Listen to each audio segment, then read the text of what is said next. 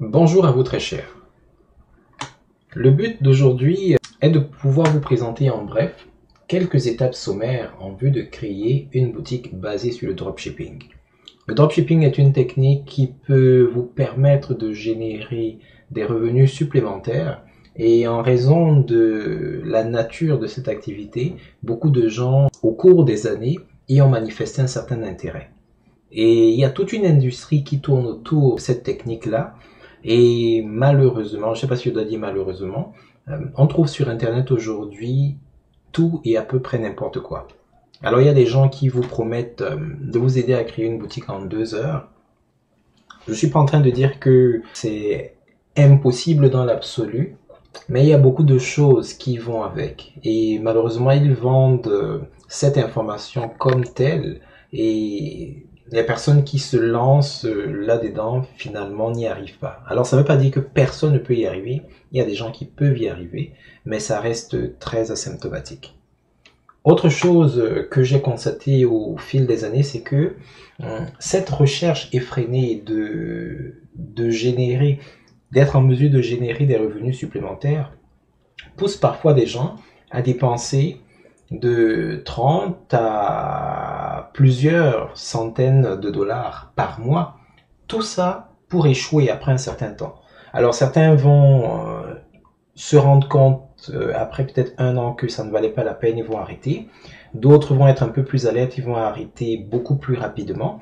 Mais dans tous les cas, les sommes engagées sont souvent importantes.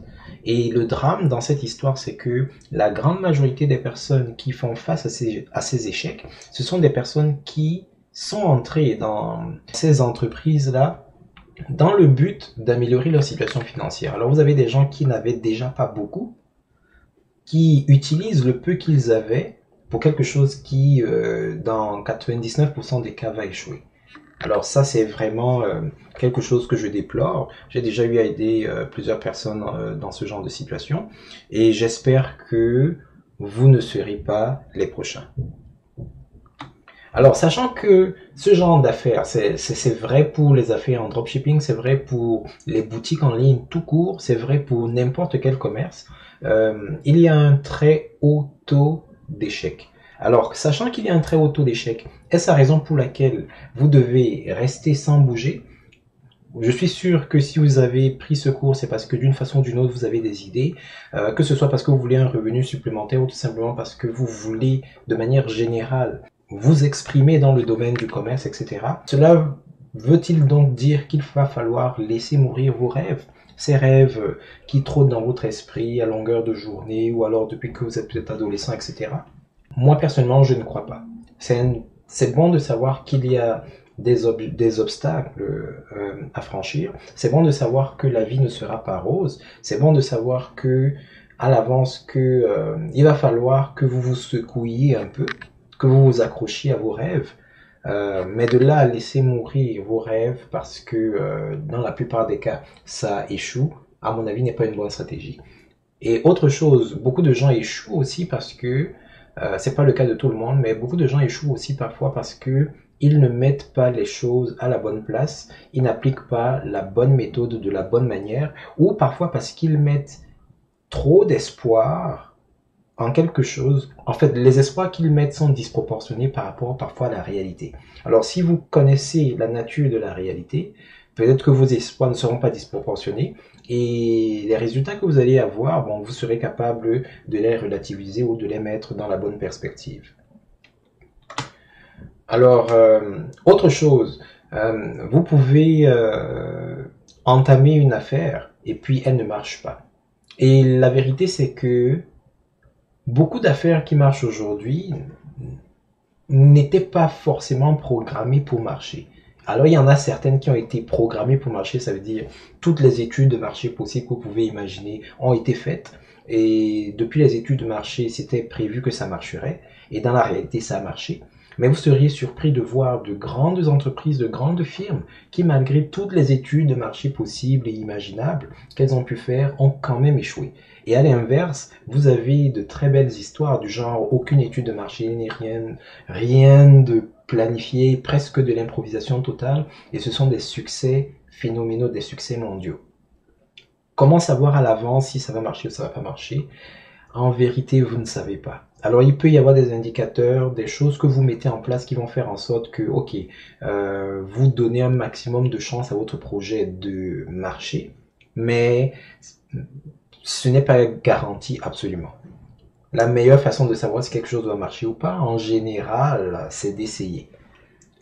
Alors, nous, ce que nous vous proposons, c'est de faire ces essais sans tout risquer, de faire ces essais sans hypothéquer votre avenir, de faire ces essais sans avoir besoin, comment dire, d'emprunter un argent que vous n'avez pas encore dans l'espoir que l'affaire que vous êtes en train de monter va vous rapporter plus, vous allez combler vos dettes, blablabla. Non, vraiment, donnez-vous la chance d'essayer, donnez-vous la chance de découvrir, de comprendre comment les choses marchent, donnez-vous la chance de vous outiller sans vous ruiner et offrez-vous l'opportunité de voir un ou plusieurs de vos rêves se réaliser. Alors si ça vous intéresse, restez avec nous. Nous allons passer par une série d'étapes qui, nous l'espérons, vont vous aider à y voir plus clair et à mieux planifier votre boutique ou vos futures boutiques.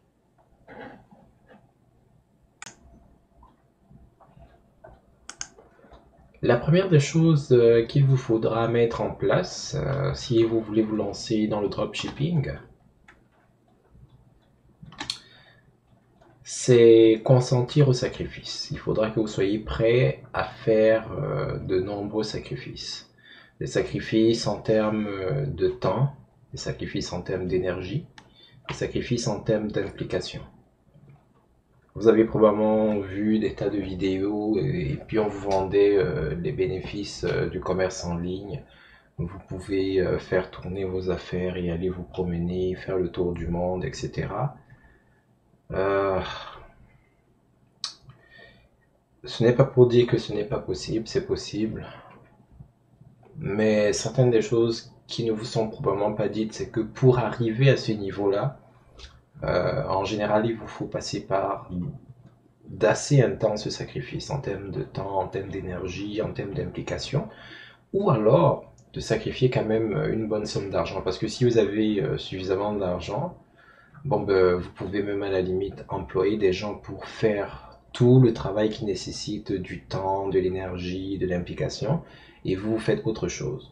Et avec suffisamment d'investissement, que ce soit en termes d'argent, de temps, de consécration, tout ce que vous voulez, il arrivera bien un moment où votre entreprise va marcher. Et c'est également l'une des raisons pour lesquelles il y aura d'un autre côté beaucoup de gens qui vont se lancer dans les affaires et qui vont vous dire que ça ne marche pas parce que beaucoup de gens ne sont pas prêts à consentir ces sacrifices. Certaines personnes se disent que ok, c'est comme une formule magique, dès que vous entrez là, tout marche et puis la boutique rapporte des millions et blablabla. Dès qu'ils se rendent compte qu'il faut fournir des efforts, que ça ne se débloque pas dès la première semaine ou le premier mois, ils abandonnent. Donc il y a beaucoup de gens qui abandonnent alors qu'ils n'ont même pas encore commencé à s'investir. Et c'est l'une des raisons pour lesquelles il y a un très gros taux d'échec dans tout ce qui est commerce, que ce soit commerce en ligne ou commerce réel. Alors si vous n'êtes pas prêt, vous vous connaissez, soyez franc envers vous-même. Si vous êtes le genre de personne qui n'aime pas se sacrifier, ou qui ne peut pas se sacrifier, ça veut dire peut-être il faut consacrer du temps, de l'énergie, laissons tomber un peu l'argent, parce que comme on va le voir un peu plus tard, l'argent vous pouvez dans une certaine mesure un peu vous en passer, mais si vous n'êtes pas du genre à vouloir vous impliquer, sacrifier, consacrer du temps, ou vous ne pouvez pas le faire, peut-être qu'il faudra réfléchir à autre chose. Parce que ce sera difficile que vous réussissiez à faire quelque chose de potable sans investir au moins ces choses-là. Donc, préparez-vous si vous voulez aller de l'avant, soyez ou alors ayez beaucoup d'argent pour compenser le fait que vous ne soyez pas prêt. Alors ne pas être prêt à consentir à ces sacrifices ne fait pas de vous une mauvaise personne ou une moins bonne personne, non. Ça fait juste de vous quelqu'un qui n'est peut-être pas optimal pour ce genre de métier. Ça ne veut pas non plus dire que vous devez vivre une vie de sacrifice tout le temps. En général, mettre en place ce processus prendra quand même un certain temps. Et une fois que la machine a pris, ça prendra un peu moins de temps, sauf si bien sûr vous voulez améliorer vos produits, améliorer vos boutiques ou étendre vos produits. Vous n'avez jamais été surpris de voir que ceux qui prétendent que leurs affaires leur permettent de s'éloigner du travail sont parfois celles qui travaillent le plus. Ce serait peut-être pertinent d'y réfléchir un peu plus.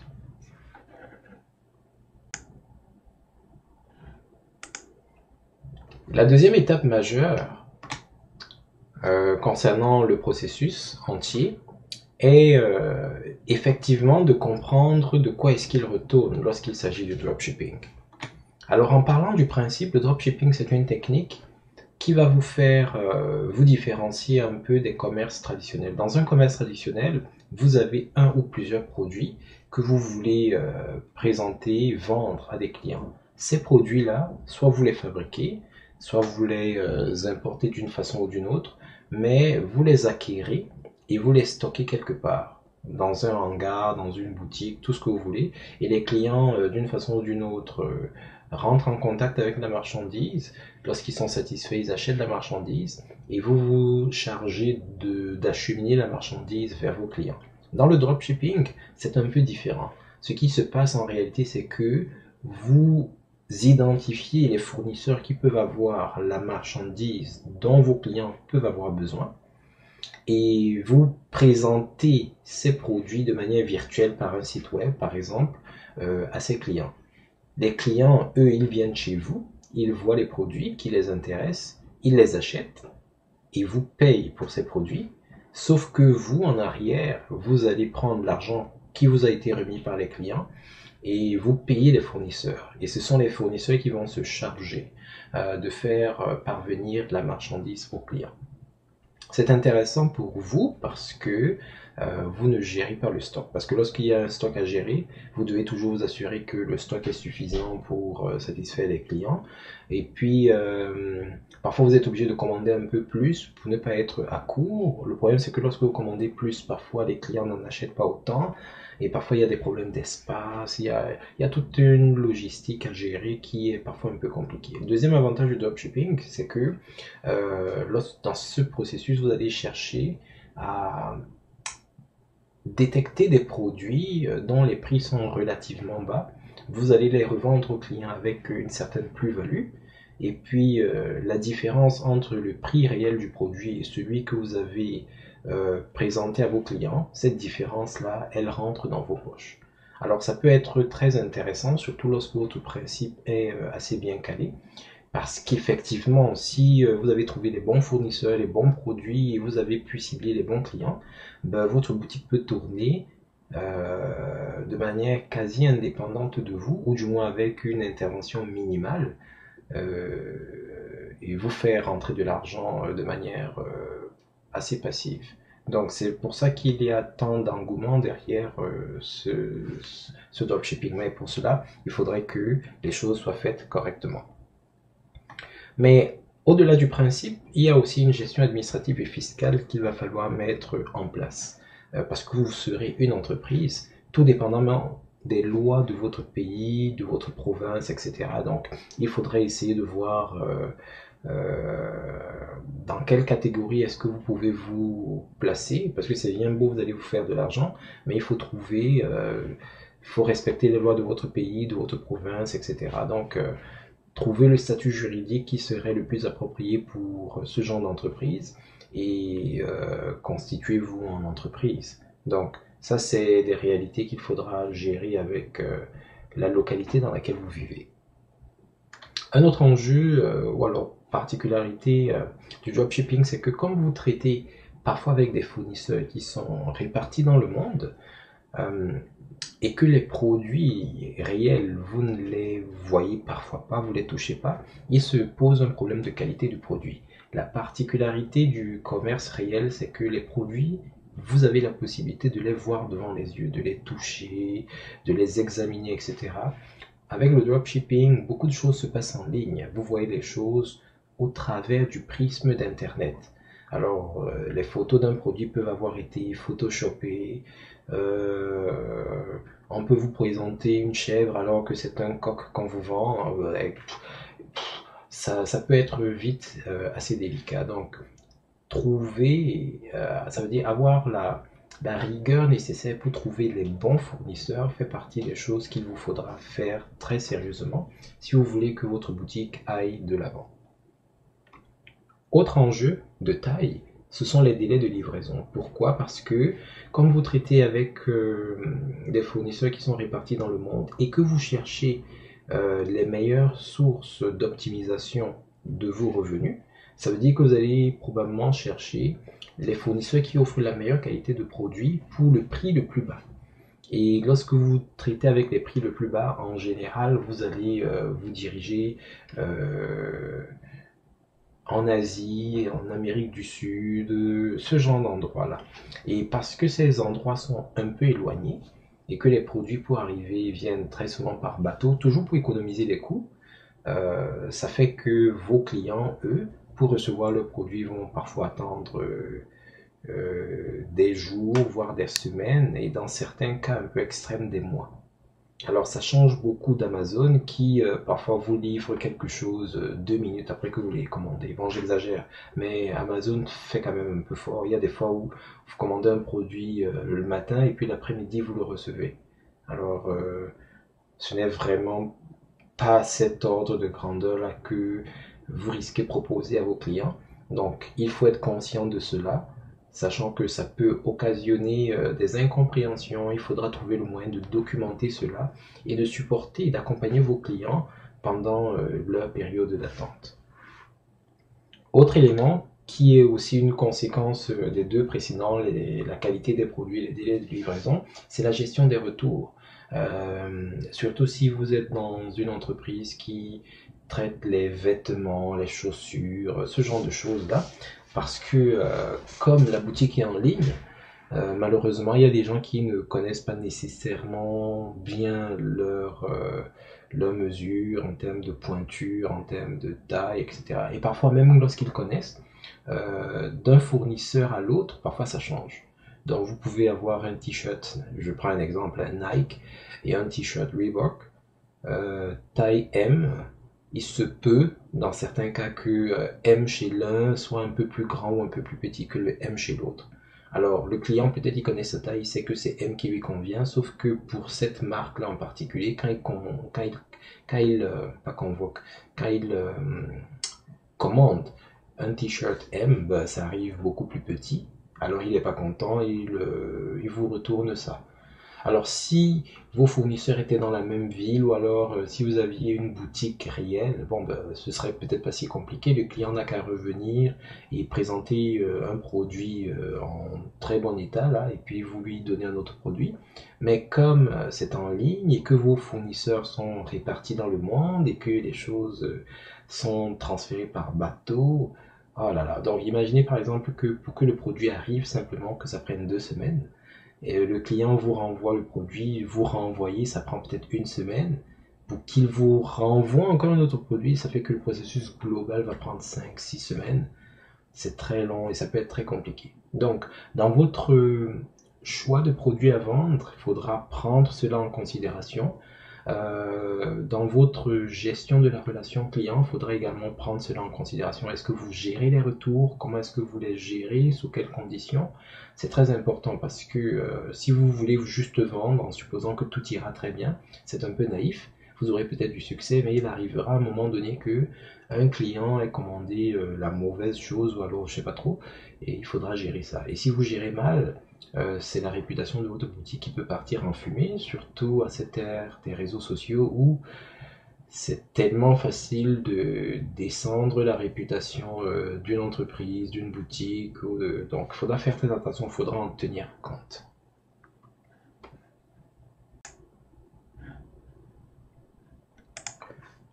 Le troisième élément d'intérêt, et pas des moindres, c'est tout ce qui touche à votre portefeuille en partie, mais à toutes les ressources qui sont à votre disposition. Ce sont les budgets.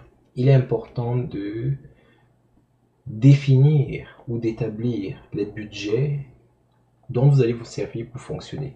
Alors quand on dit budget, beaucoup de gens pensent immédiatement à l'argent, oui, bien entendu, mais moi je mettrais en premier lieu le temps. Parce que oui, il y a d'une façon directe ou indirecte de l'argent que vous aurez à dépenser, mais quel que soit l'argent que vous allez dépenser pour cette entreprise, ça n'a rien de comparable avec le temps que vous allez effectivement mettre. Alors, l'argent, dépendamment de votre situation financière, peut-être maintenant vous n'en avez pas suffisamment, peut-être vous n'en avez même pas du tout, mais la vie évolue. Donc aujourd'hui ce n'est peut-être pas bien, mais demain ce sera mieux. C'est en tout cas ce que je vous le souhaite. Et après demain ce sera encore mieux. C'est de toute façon ce que je vous souhaite. Par contre le temps, quand il passe, il est passé. C'est assez compliqué.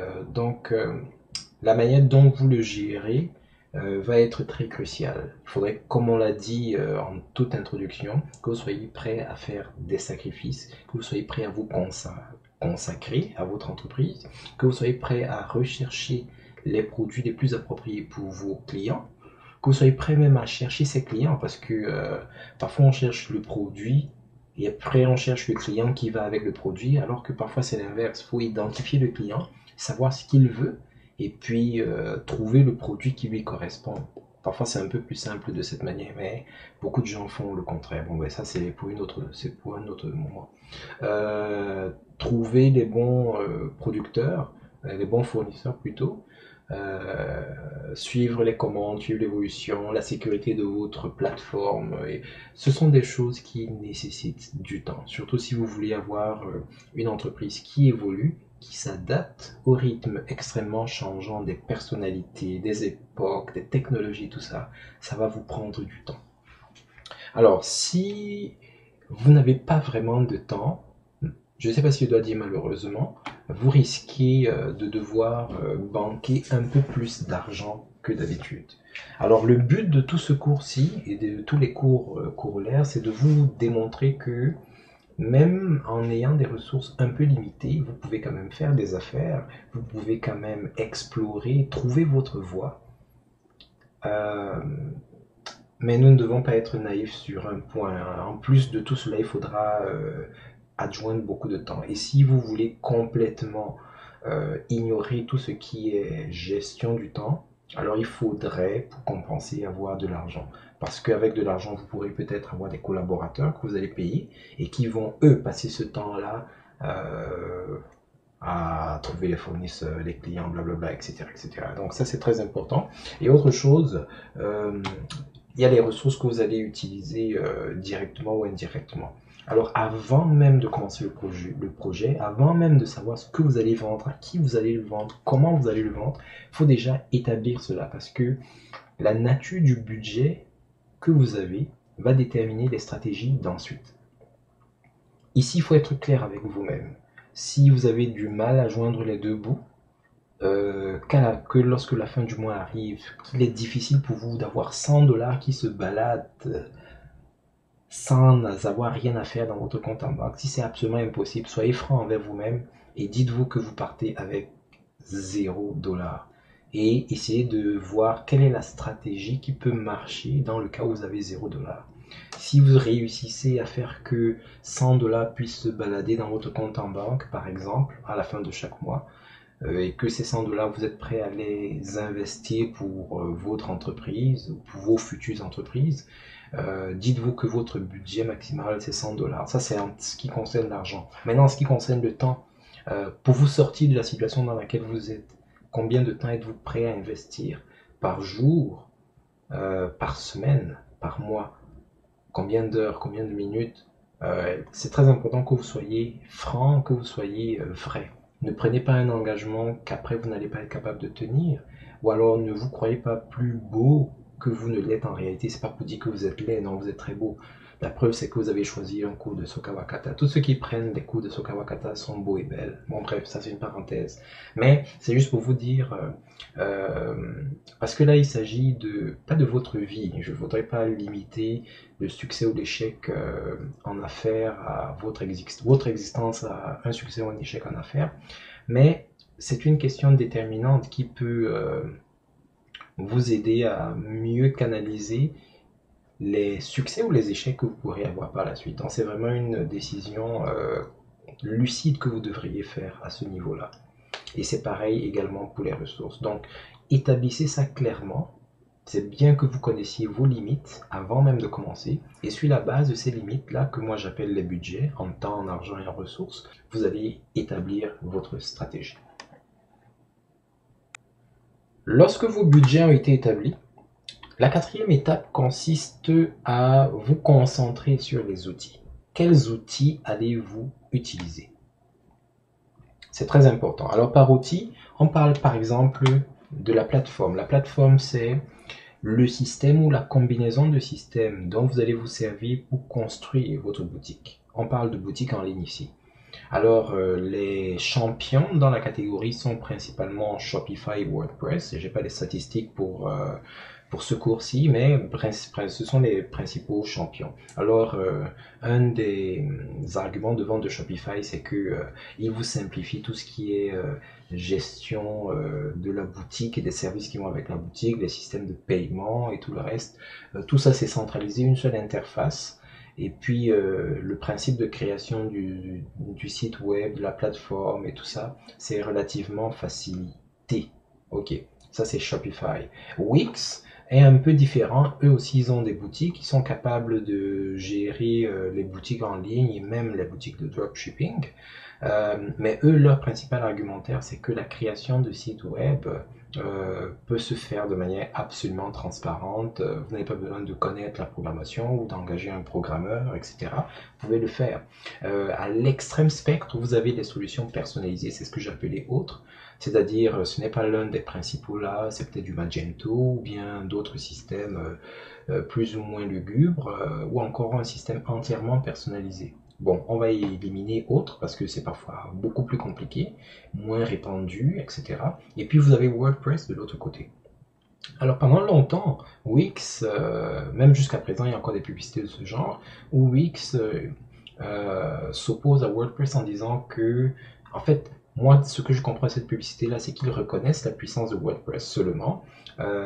Ils viennent souligner le fait que la manière dont WordPress est conçu, c'est plus pour des gestionnaires de contenu que pour des gens qui veulent juste créer un site web sans connaissance particulière.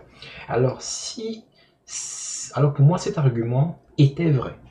Si on remonte il y a 5-10 ans, c'était vrai. Effectivement, à l'époque, WordPress, malgré toute sa puissance, toute sa flexibilité et même son coût d'accès, était principalement un outil de gestion de contenu. Donc, ce que vous créiez, l'interface que vous aviez pendant le moment de création était différent de celui que vous aviez dans le site proprement dit. Donc, et si vous n'aviez pas certaines connaissances, certaines flexibilités dans votre esprit, ça pouvait paraître compliqué. Alors qu'avec Wix, vous créez votre site web directement à partir de l'interface utilisateur. Mais ce qui était vrai il y a 5 ans n'est plus vrai aujourd'hui. WordPress a rattraper très largement son retard. Vous êtes capable de créer un site web directement à partir de l'interface utilisateur de manière extrêmement simple. Et ce qu'ils ne vous disent pas, c'est que c'est beaucoup moins cher parce que tout ce que vous allez faire sur Wix, à un certain niveau, c'est payant. Sur WordPress, c'est gratuit. Il existe des solutions interactives sur WordPress qui sont également payantes, mais il y en a beaucoup qui sont gratuites et qui sont de très très haute qualité. Et un des avantages de WordPress par rapport à Shopify et Wix, c'est que les plateformes que vous créez, vous pouvez les télécharger, les garder en local, vous pouvez les prendre, les envoyer chez un autre hébergeur, etc. Chez Wix et Shopify, vos données, vos fichiers, vos produits sont sur leur plateforme. Si à un moment donné, vous ne voulez plus faire affaire avec eux, bah, tout ce que vous avez créé, les centaines de produits, d'articles, ça reste sur la plateforme. Même si vous vous débrouillez d'une façon ou d'une autre à les télécharger, vous ne pouvez pas les utiliser telles quelles et les dupliquer sur peut-être un autre hébergeur ou quoi que ce soit.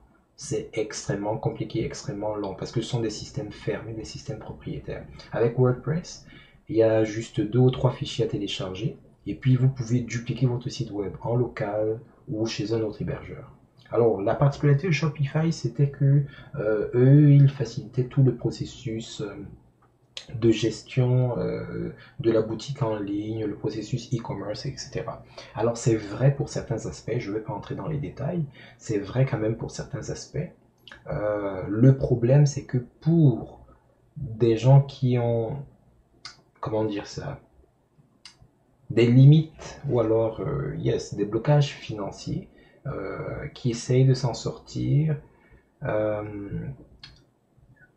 qui veulent explorer le marché, qui ne sont pas sûrs que leur produit ou leur boutique va marcher, les prix de Shopify sont un peu chers.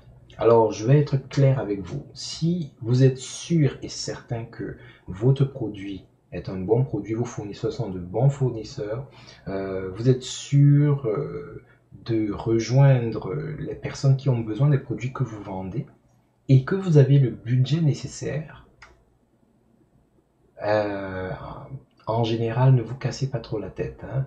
Vous pouvez aller avec Shopify. Un certain nombre de choses seront un peu plus simples.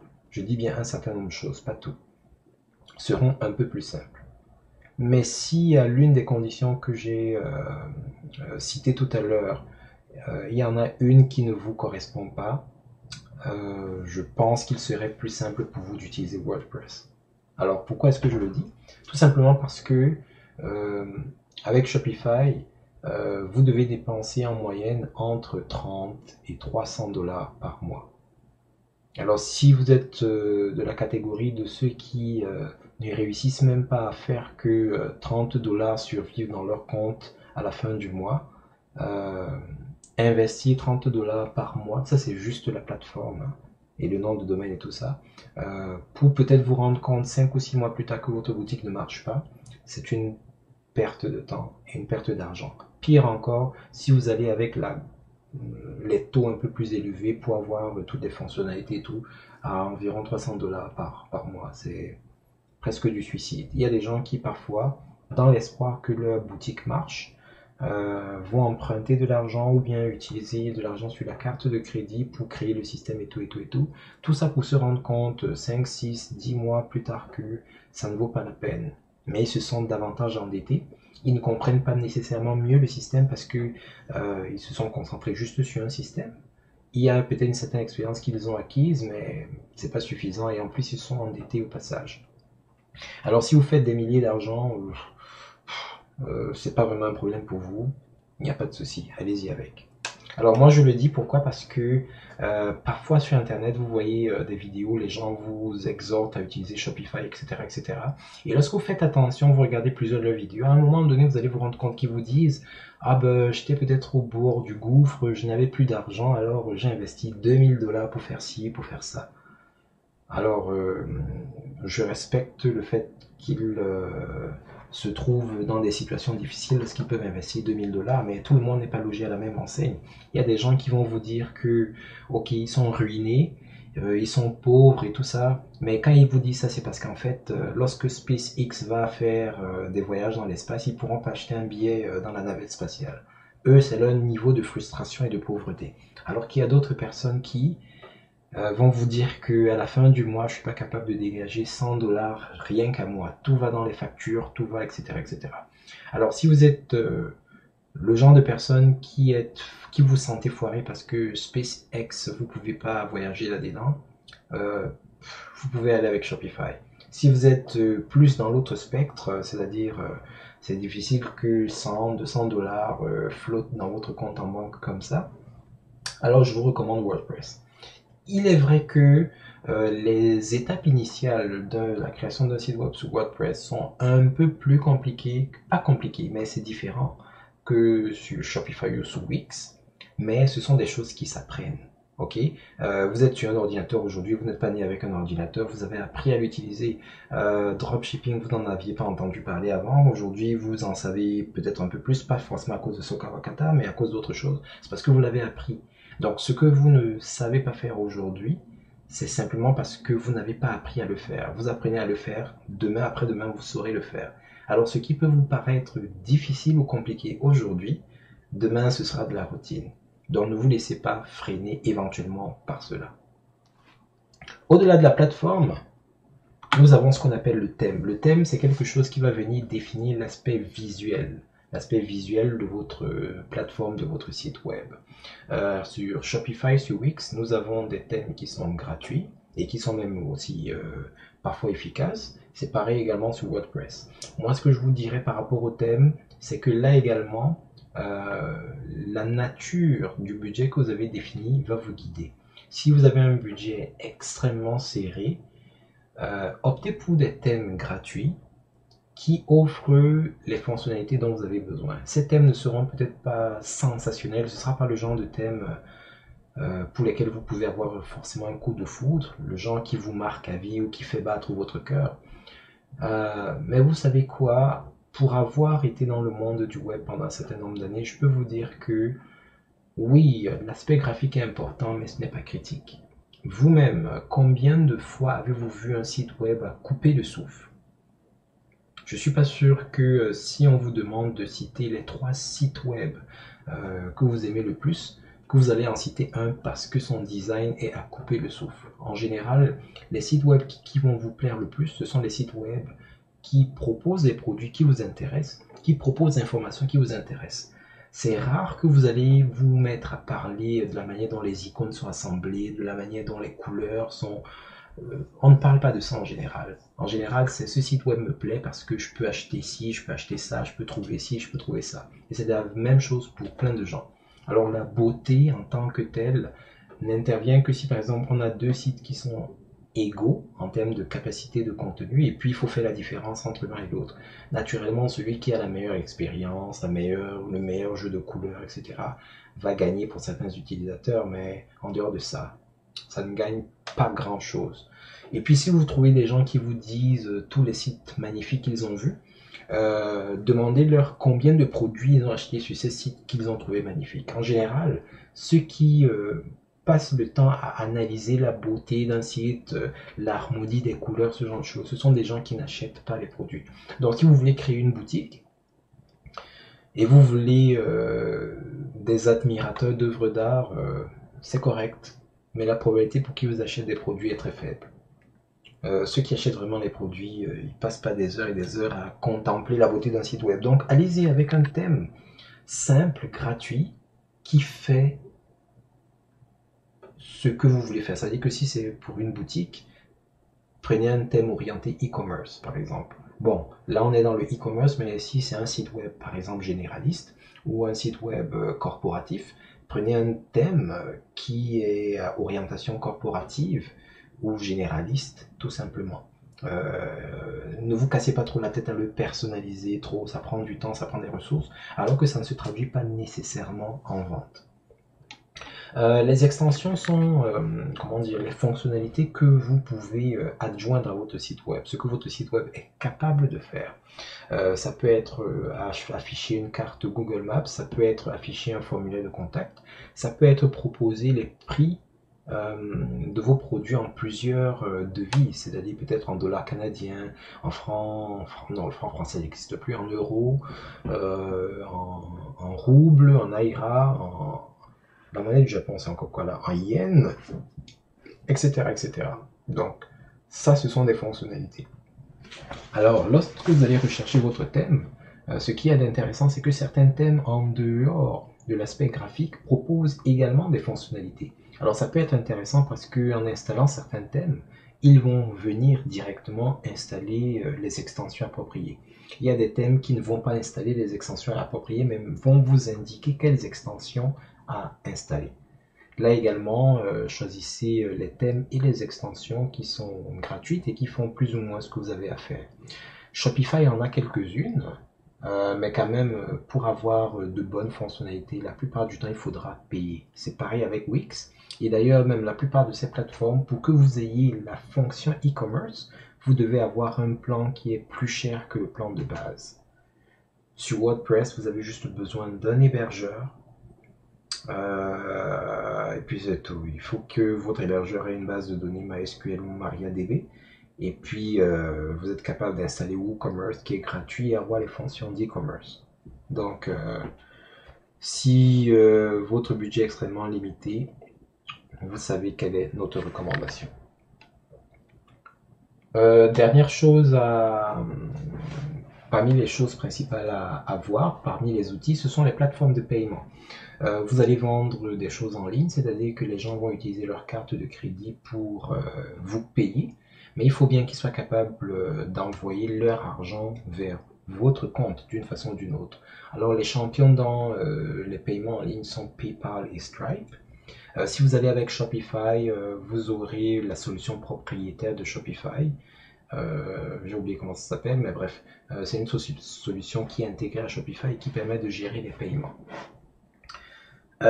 PayPal est assez internationalement reconnu. Stripe est en train de venir en force. Je ne sais pas comment ça va finir cette histoire. Mais petite précision par rapport à Stripe. Si jamais vous avez un budget extrêmement limité et qu'à un moment donné vous envisagez ne pas avoir de certificat SSL, alors vous ne pouvez pas aller avec Stripe. Parce que Stripe, pour fonctionner, nécessite que le site web sur lequel vous êtes ait un certificat SSL. PayPal marche à peu près partout, même comme lui aussi recommande fortement le certificat SSL. Et puis si vous êtes sur Shopify, Shopify vous donne d'emblée dans la plupart des plans un certificat SSL. Qu'est-ce qui peut vous faire choisir PayPal versus Stripe? Un des avantages de Stripe, c'est que lorsque vous l'avez activé et que vous l'utilisez sur votre site web, lorsque les clients doivent faire des achats, ils restent sur votre site web et procèdent à leur achat. Alors que lorsque vous utilisez PayPal, ce qui se passe, c'est que au moment du ce qu'on appelle le checkout, les clients sont dirigés sur le site de PayPal, là où ils doivent entrer leur compte PayPal ou mettre des informations de leur carte de crédit. Et après que la transaction a été faite sur la carte de crédit, ils sont renvoyés sur votre site web. Alors, ce petit moment de, j'allais dire d'égarement, là où on passe de votre site web à PayPal, c'est peut-être un peu dangereux. Pour les utilisateurs habitués, c'est pas un problème, mais il y a des utilisateurs que moi j'appelle les utilisateurs cliqueurs. Alors, ces utilisateurs passent leur temps à cliquer. C'est leur mission de cliquer sur tout lien hypertexte qu'ils voient. Alors, dès le moment où ils sortent de votre site web, ils peuvent disparaître dans la toile et se retrouver sur un site web qui parle de la guerre mondiale, la deuxième guerre mondiale, ou sur un site web qui parle d'OVNI, ou sans même savoir ce qui s'est passé. Donc, vous pouvez perdre éventuellement des clients à cause de ça. Mais les gens habitués au commerce électronique, vous ne risquez pas de les perdre à cause de ça.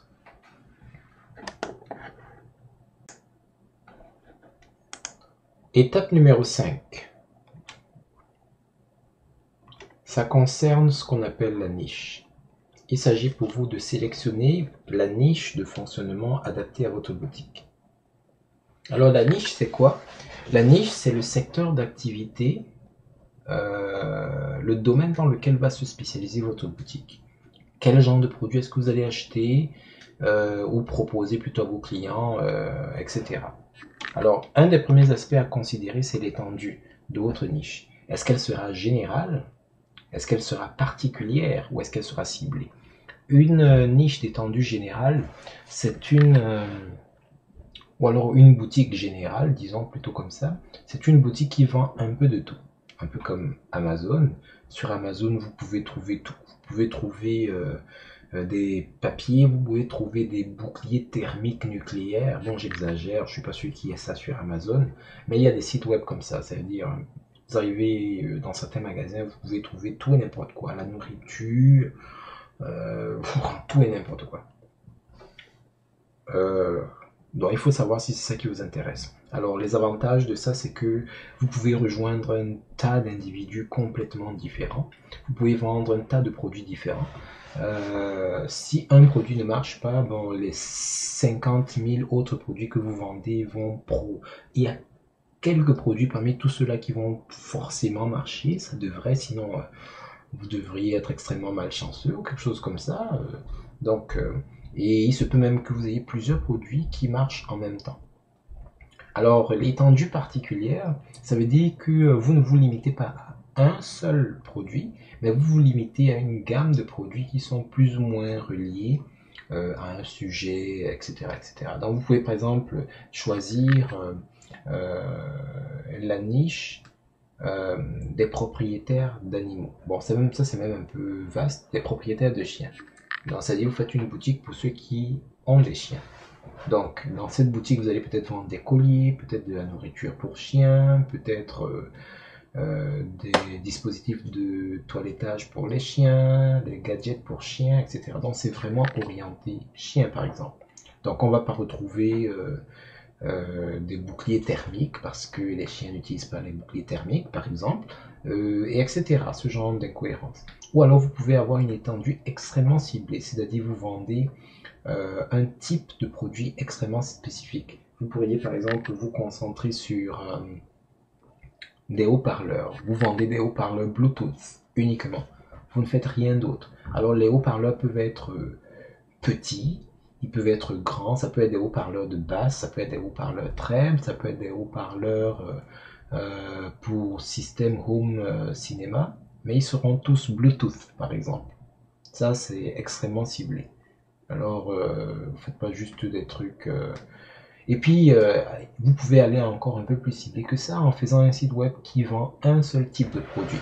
Par exemple, une montre connectée. Mais vous allez la vendre en rouge, en vert, en jaune, en bleu. Mais c'est exactement la même montre connectée. Toutes les montres connectées ont exactement les mêmes fonctionnalités. Tout. Tout ce qui va changer, c'est peut-être les couleurs des montres. Par exemple. Donc, c'est important pour vous de savoir quelle sera l'étendue. Parce qu'à chaque étendue va dépendre ou correspondre un niveau d'implication. Par exemple, dans le général, pour pouvoir satisfaire tout le monde, il faudra que vous vendiez de tout ou presque tout. Et comme ça correspond à des utilisateurs différents, parfois au niveau de la publicité, il faudra essayer de cibler tous les cas de figure. Ça veut dire, par exemple, un magasin comme Walmart, il faut qu'ils ciblent en période de rentrée scolaire les parents qui ont des enfants, parce que c'est la rentrée scolaire. Il faut qu'ils ciblent ceux qui veulent faire l'épicerie parce qu'ils vendent de la nourriture. Il faut qu'ils ciblent ceux qui veulent les habits. Il faut qu'ils ciblent. Ils doivent avoir plusieurs niveaux de campagne de publicité pour essayer d'attirer tout le monde. En même temps, lorsque la boutique a déjà une certaine autorité, ça peut plutôt jouer en votre faveur parce que de toute façon, vos produits satisfont pratiquement tout le monde. Donc, parfois, sans même faire de publicité, les gens vont se retrouver chez vous parce que il y a des gens qui, quand ils ne trouvent rien dans les magasins, ils vont à Walmart parce que on trouve de tout à Walmart. Donc, même par défaut, ils y vont. Donc, ça peut être dans certains cas un avantage. Mais ce sera à vous de voir. Alors, au niveau des étendues particulières ou ciblées, l'avantage c'est que vous n'avez pas à trop vous disperser. Donc vous pouvez, par exemple, si vous faites un commerce sur les propriétaires de chiens, toutes les communications que vous allez faire sont destinées à un même public, les propriétaires de chiens, qu'ils soient peut-être hommes ou femmes, adultes ou adolescents, ou par exemple, bon bref, ça dépend. Mais le point commun, c'est que ce sont tous des propriétaires de chiens. Donc les affiches, les publicités que vous allez faire, en fait, vous faites ça plus ou moins une fois. J'exagère un peu, je simplifie un peu quand je dis une fois. C'est par opposition à Walmart où vous devez faire 50 publicités pour 50 profils différents. Ok? Donc, ce sera à vous de voir. Est-ce que je me diversifie? Si oui, jusqu'à quel niveau? Sinon, dans quoi est-ce que je me concentre? Autre élément d'importance, c'est la source. D'où vont venir vos produits? Alors, quand vous faites du dropshipping, ça veut dire que vous identifiez des fournisseurs et chez ces fournisseurs, vous achetez des produits à des prix relativement bas que vous revendez un peu plus cher. Et puis, les clients vous payent, vous payez les fournisseurs et vous restez avec la différence. Il faut donc identifier la source chez laquelle vous allez obtenir cela. Alors, vous pouvez traiter avec plusieurs fournisseurs indépendants, mais ça peut rendre les choses un peu compliquées, ou vous traitez avec une source unique qui, elle, est en contact avec plusieurs vendeurs indépendants. Donc, ça peut être le cas d'Amazon, eBay, AliExpress, etc. Nous, dans notre cas, du moins dans les cours que nous avons faits et que nous vous recommandons chaudement, nous nous sommes concentrés sur AliExpress. Il faudra également déterminer l'étendue de la niche, c'est bien. Déterminer la source des produits, c'est bien, mais après cela, la prochaine étape, c'est de déterminer les produits que vous allez effectivement vendre. Parce que on s'entend bien, les produits pour chiens, il y en a des centaines, peut-être des milliers. Même si vous vous spécialisez dans la niche des propriétaires de chiens, vous n'allez pas vendre tous les produits possibles dont peut avoir besoin un chien. Bon, ça peut être votre objectif, mais parfois ça ne marchera pas de même. Donc il faudra quand même sélectionner les produits que vous allez décider de vendre. Alors, combien de produits allez-vous vendre? Ça n'appartient qu'à vous. Vous pouvez décider de ne vendre qu'un seul produit dans votre boutique. Vous pouvez décider d'en vendre 8500. Ça dépend de vous, de votre implication, de votre budget et tout. Mais nous vous recommanderions, je pense que c'est Rion dans ce cas, Rion ou Ron en tout cas. Ce qu'on vous recommanderait, ce serait d'avoir un minimum de 24 produits. Alors pourquoi 24 produits? Parce que 24, c'est un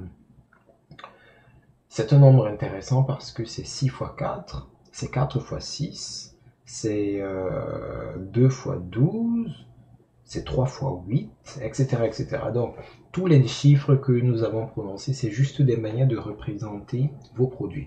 Donc, imaginons par exemple qu'une page produit classique comporte 6 produits. Donc, avec 24 produits, ça veut dire que vous aurez 4 pages produits, c'est-à-dire un peu comme les résultats de Google. Quand vous cherchez quelque chose sur Google, vous avez le premier résultat la première page de résultat, la deuxième page de résultat, la troisième page, la quatrième page de résultat. Donc, si vous avez par exemple 24 produits et que chaque page de produit présente 6 produits, vous aurez une première page de résultat qui aura 6 produits, une deuxième, etc. Ça fera 4 produits. Donc, ça donne au moins à l'utilisateur l'impression de se balader dans un site. Quand vous allez sur Amazon, c'est impressionnant parce que pratiquement, quel que soit le produit que vous cherchez, il faudrait, pour examiner toutes les possibilités, que vous naviguiez dans le site web, etc. Même si vous connaissez déjà parfois les produits intéressants, parfois vous êtes attiré à juste continuer à naviguer dans les autres pages pour peut-être découvrir des prix plus intéressants ou de nouveaux produits, etc., etc. Donc, ça donne indirectement à l'utilisateur l'impression que la boutique est fournie, etc., qu'il y a de la matière, il y a de la qualité, il y a de la diversité. Et ça peut jouer en votre faveur. Si vous avez une page où il n'y a que 3 produits, et dans toute la boutique il n'y a que 3 produits, certaines personnes qui vont entrer vont se dire, bon, ce magasin il est un peu suspect, il n'y a pas beaucoup de choses. C'est vous-même, quand vous entrez dans un magasin, imaginez qu'il n'y ait pas de produits, ça semble un peu vide. Peut-être vous ne serez pas trop à l'aise à acheter, sauf si c'est vraiment ce que vous voulez. Non, bref, ça c'est à vous. Vous pouvez en prendre 12, vous pouvez en prendre 2, ça dépend de vous, de votre niche, etc. Autre chose qu'il faudra déterminer, c'est la tarification, la stratégie. Parce que n'oubliez pas, dans le dropshipping, vous achetez chez un fournisseur à des prix relativement bas et vous devez les revendre par la suite à vos utilisateurs en mettant votre marge. Alors, dans quelle proportion est-ce que vous allez affecter une marge? Est-ce que le produit de départ, vous allez le multiplier par 10, par 2, par 1? Certains multiplient les prix de départ par un facteur, d'autres ajoutent juste de l'argent. Alors vous pouvez décider que je multiplie tout par 2. Ça veut dire que si le produit initial coûtait 1 $, moi je vais le vendre par exemple 2 $. Ok, ça fait que vous restez avec 1 $ en poche, etc. Il y a d'autres personnes qui vont se dire, quel que soit le produit que je vends, je voudrais que 10 $ rentrent dans ma poche. Ça veut dire que si on reprend l'exemple de tout à l'heure, un produit qui coûtait 1 $, sur AliExpress par exemple, vous le vendez 11 $. Ça veut dire qu'après avoir payé le fournisseur, vous restez avec 10 $. Et vous appliquez exactement la même formule, quel que soit le produit. Ça veut dire que vous gagnez toujours 10 $ partout. Alors moi, je peux vous dire qu'il n'y a pas de règle parfaite. Bon, certaines personnes viennent avec des formules pour déterminer une règle qui marche dans tous les cas. Moi, je vous dirais que il faudrait réfléchir à une stratégie de base, c'est-à-dire si aucune règle particulière n'est appliquée, quelle tarification allez-vous utiliser? Et puis maintenant, dépendamment de la nature du produit, vous allez peut-être venir réviser particulièrement la manière dont vous allez la présenter, cette tarification-là, à vos utilisateurs. Mais c'est important de le définir, de l'avoir en tête avant de commencer quoi que ce soit.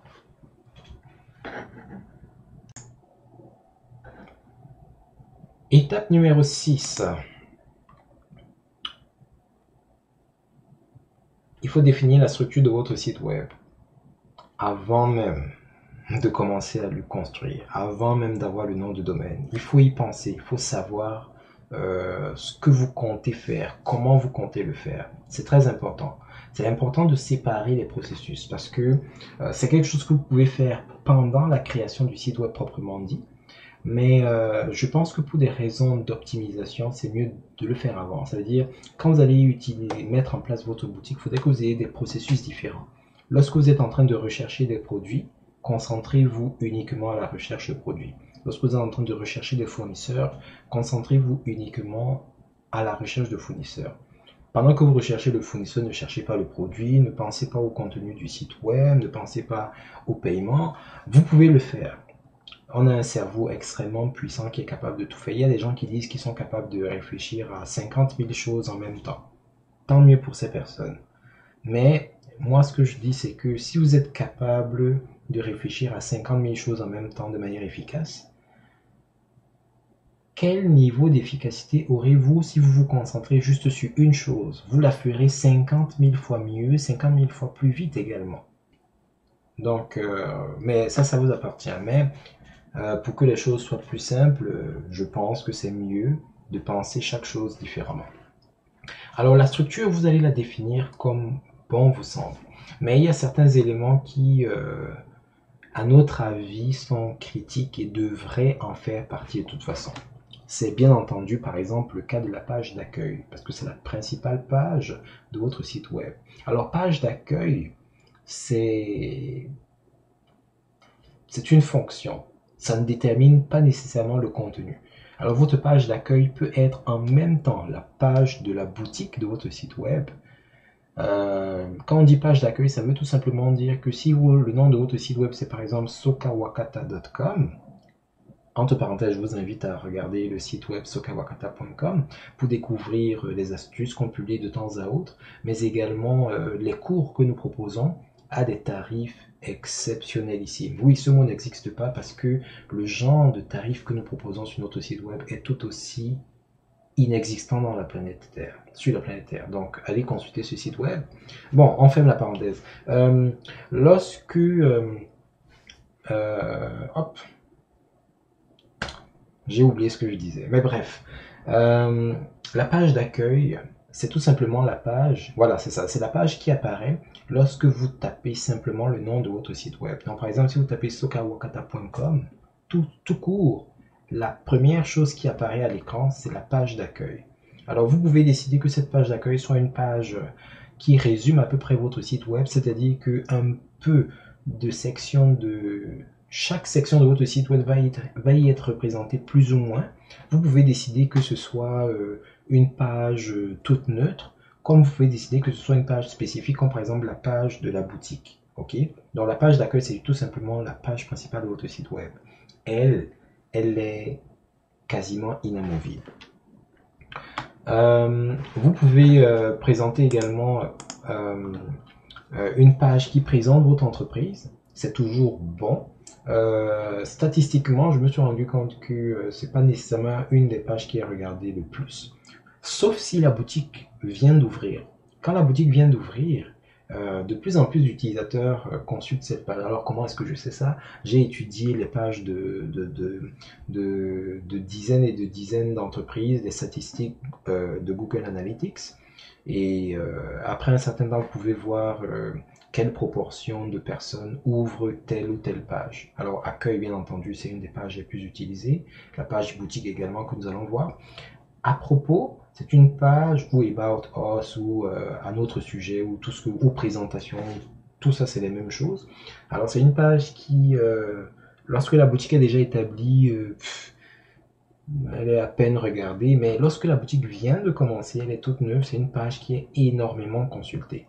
Ça veut dire que les gens cherchent à savoir qui se cache derrière la boutique, quelle est la philosophie de la boutique, etc. Donc ce serait intéressant pour vous d'en avoir une et de présenter vos arguments de vente et blablabla, etc. Alors vous allez constater que accueil est en gras, à propos n'est pas en gras, parce que bien que ce soit extrêmement important, ce n'est pas critique si vous ne l'avez pas. Donc vous pourriez éventuellement ne pas l'avoir, mais nous vous recommandons de l'avoir de toute façon. Il y a bien sûr la page de la boutique et toutes les pages corollaires, c'est pour ça qu'il y a l'astérix. Dans la page de la boutique, celle qui présente les produits, une page qui va gérer les commandes, une page qui va gérer le panier, une page qui va gérer tout ce qui tourne autour de la boutique. Donc ce serait bon d'avoir cette page ou ces pages-là. Si vous avez une boutique qui vend beaucoup de choses en même temps, ça peut être intéressant d'avoir des catégories, c'est-à-dire des pages qui mènent aux catégories. Par exemple, si vous faites un site web sur tous les produits orientés chiens, vous pouvez avoir une catégorie pour les colliers, une catégorie pour les gadgets, une catégorie pour la nourriture, etc. en dessous de boutique, par exemple. Alors, les conditions générales d'utilisation. Pour un site web de commerce électronique, c'est important que vous en ayez une. Ce n'est pas en gras parce que ce n'est pas absolument nécessaire. Mais moi, je vous dirais que c'est comme les assurances. Les assurances, lorsque vous les payez tout le temps, alors que rien ne vous arrive, vous vous demandez, mais pourquoi est-ce que je paye ça? Ça m'enlève de l'argent, patati patata. Sauf s'il arrive un sinistre et que bon, ben, les assurances, parce que vous les avez payées assidûment, vous compensent d'une façon ou d'une autre. C'est là que vous voyez l'importance. C'est pareil, la boutique, je vous souhaite de tout mon cœur que vos boutiques marchent toujours très bien, que vous n'ayez pas des clients qui se plaignent ou quoi que ce soit. Mais il se peut très bien qu'à un moment donné, il y ait un problème. Et c'est en général grâce à des pages comme les conditions générales d'utilisation que vous allez établir un certain nombre de balises, que vous allez établir le cadre de fonctionnement de votre boutique, de vos services, etc. Et si quelqu'un veut peut-être, je ne sais pas, porter plainte ou faire une réclamation, sur la base des politiques énoncées dans vos conditions générales d'utilisation, vous serez en mesure de lui apporter la réponse adéquate. Alors il y a des gens qui vont vous demander, je ne sais pas s'ils vous testent ou bien ils demandent juste des choses, mais certaines personnes vont vous demander certaines choses, parfois qui sont inconsidérées. Si vous n'avez pas de CGU ou de trucs similaires, ça peut être compliqué à gérer. Ok. Et à cette ère des réseaux sociaux, ce que vous avez mis des mois, des années à bâtir peut s'écrouler très rapidement. Alors que si vous avez un cadre juridique solide, bon, bah, ça peut être plus facile pour vous de vous défendre.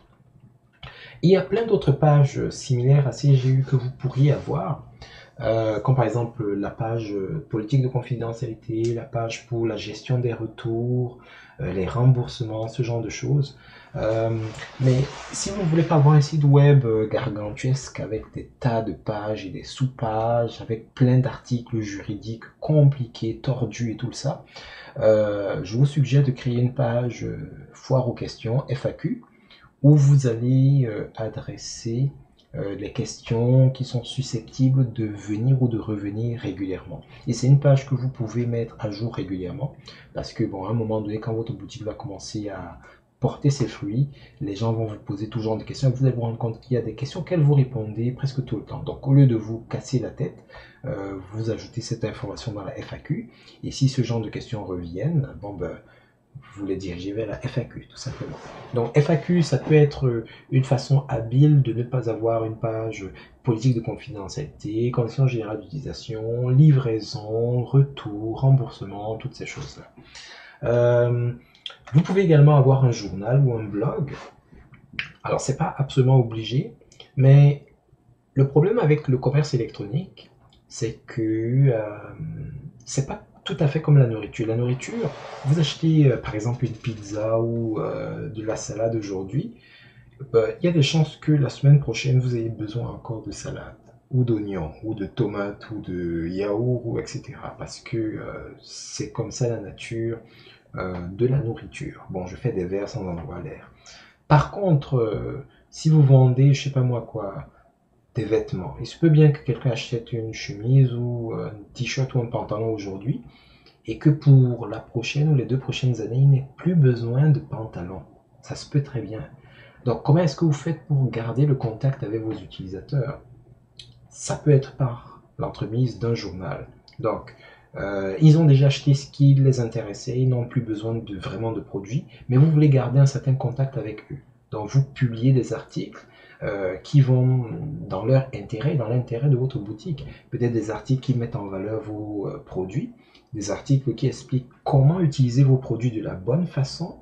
Vous pouvez trouver plein de sujets d'inspiration, mais il faut que ça reste très lié. Donc vous pouvez pas vendre par exemple de la nourriture pour chiens, et puis dans le blog vous parlez de conquête spatiale, sauf si vous voulez parler de conquête spatiale par rapport aux chiens qui vont aller coloniser Mars ou je sais pas quelle planète.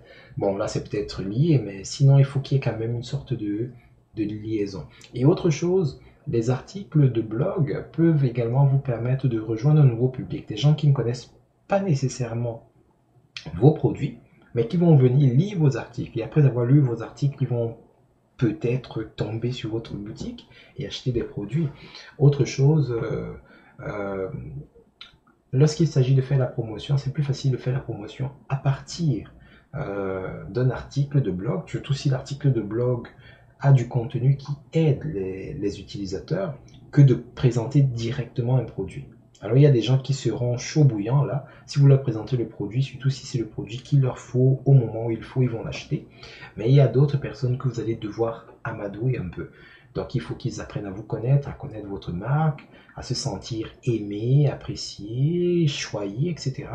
Et les articles de blog, croyez-le ou non, peuvent faire ce travail. Moi, il y a des sites web auxquels je me suis abonné, et peut-être des années plus tard, et je suis parfois très difficile là, j'ai fini par acheter des trucs, mais parce que à cause des articles de blog, je suis abonné à tellement de sites web, et ceux qui avaient les meilleurs articles de blog ont réussi à me garder, et certains, même si je n'ai rien acheté, je suis resté extrêmement fidèle, je sais ce qui se passe, même si je n'achète pas forcément quoi que ce soit là-bas, et ça c'est une force. Si vous êtes capable de garder votre public, même s'il n'achète rien, être capable de le garder, surtout en 2019-2020, où les utilisateurs sont extrêmement volatiles, ça c'est très très fort. Vos produits, c'est difficile qu'ils le fassent. Imaginez par exemple Amazon, à moins que vous soyez un acheteur en série, vous n'allez pas sur Amazon si vous n'avez rien acheté.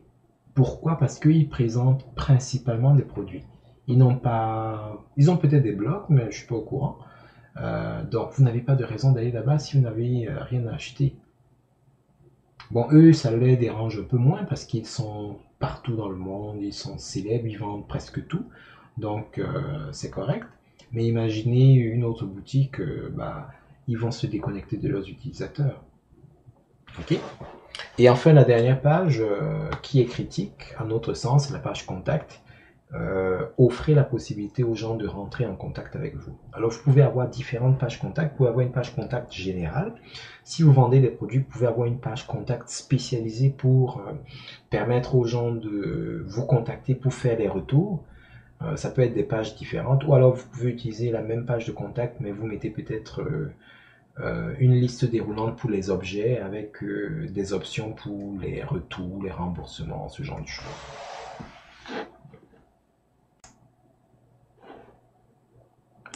Lorsque la structure a été définie, la prochaine étape naturelle, c'est bien entendu tout ce qui tourne autour du contenu.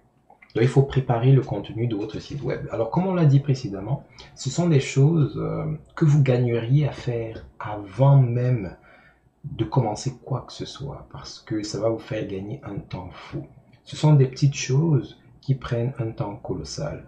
Et si vous voulez être efficace dans votre gestion du temps, c'est mieux de ne pas casser votre rythme. Si par exemple vous êtes dans le processus d'import des produits et qu'à ce moment, vous devriez interrompre ce processus pour réfléchir à comment présenter votre entreprise, ça va vous causer des problèmes de rythme et ça va éventuellement vous affecter la qualité de votre travail.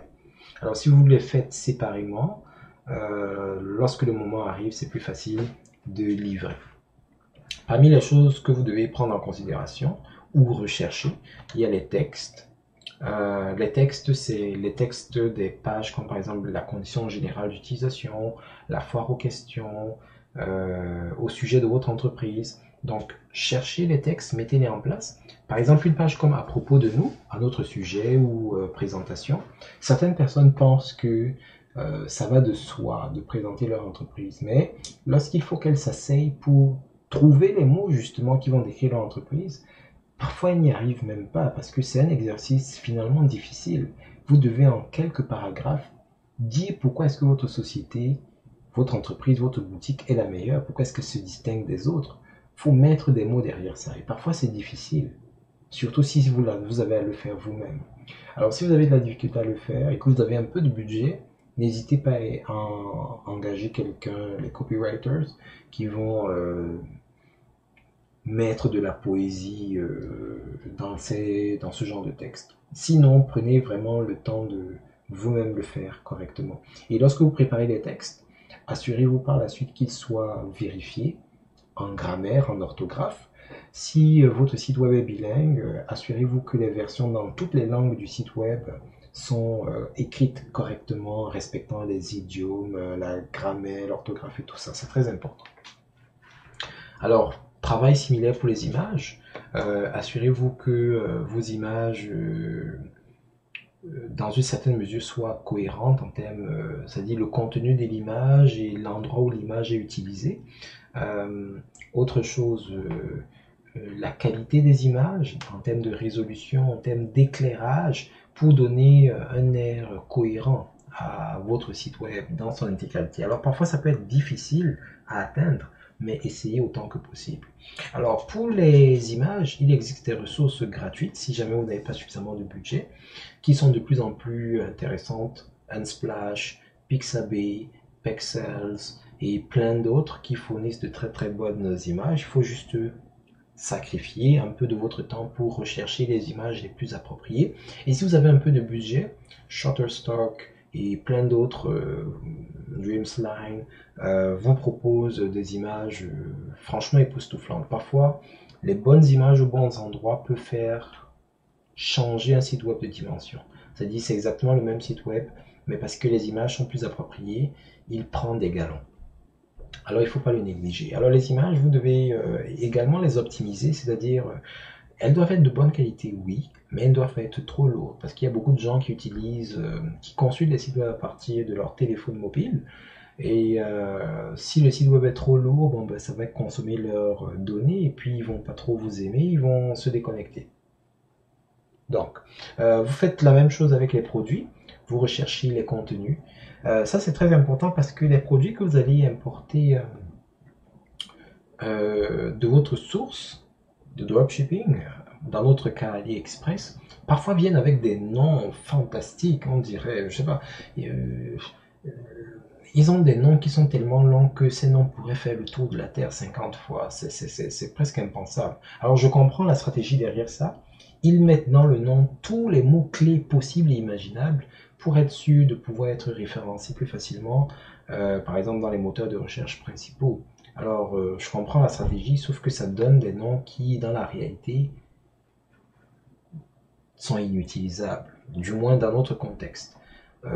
Donc, vous, quand vous repérez dans votre liste un produit intéressant, songez déjà au nom que vous pourrez lui donner, trouvez les moyens de réduire la description, et la description doit être les descriptions doivent être optimisées, justement pour les réseaux sociaux. Vous n'avez pas besoin de mettre tous les mots-clés dans la même phrase, mais créez de petits paragraphes qui décrivent bien le produit, préparez-les, ok?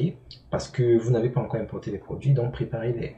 Donc tel produit que j'ai vu là, voilà comment est-ce qu'il va s'appeler dans ma boutique, voilà la description que je vais lui mettre. Vous préparez ça, je vais le mettre dans telle catégorie, Et pour lui, voilà la stratégie de prix que je vais appliquer. Est-ce que je vais juste ajouter 10 dollars ou 15 dollars ou 20 dollars ou 100 dollars, ou est-ce que je vais multiplier le prix d'origine par un nombre X?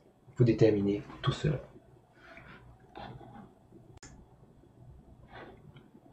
Lors de la 8e étape, il s'agit pour vous de créer les comptes appropriés. Bon, on l'a mis en 8e étape, mais ça peut très bien apparaître un peu plus tôt dans le processus.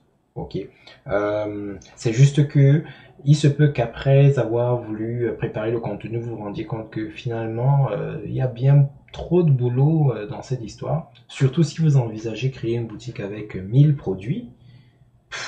Préparer les descriptions, les noms et actualiser de 1000 produits, c'est pas mal de boulot. Donc peut-être vous allez voir, ça vous dit, bon, vous savez quoi, Soka, dropshipping et moi, non, ça marche pas, et puis vous n'aurez pas besoin de créer des comptes. C'est pour ça qu'on met ça en 8e position. Bon, bref, on revient. Vous aurez besoin de certains comptes pour finaliser tout le système. Et parmi ces comptes-là, il y a les comptes associés au paiement en ligne. Alors, dépendamment de la stratégie que vous allez utiliser, est-ce que vous avez du SSL ou pas? Est-ce que vous voulez que les gens se connectent et payent leur carte de crédit directement sur votre site web, ou ça ne vous dérange pas qu'ils aillent sur PayPal?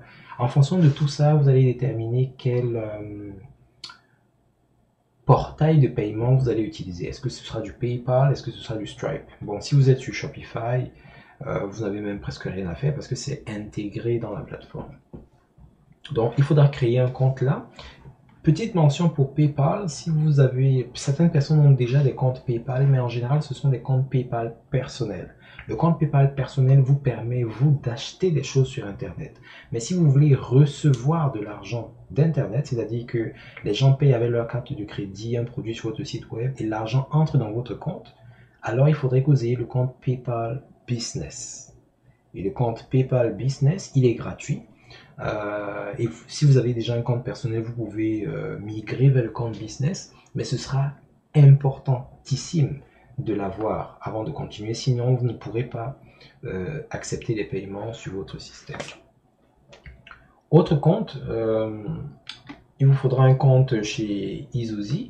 Ezozy, c'est comment est-ce qu'on peut appeler ça? C'est la solution que nous vous recommandons, tout simplement parce que Ali Dropship est très bon. Il y a encore plein d'autres plugins que vous pouvez utiliser avec WordPress et WooCommerce qui sont très bons, mais ce sont des solutions qui s'adressent à des gens qui ont un certain budget.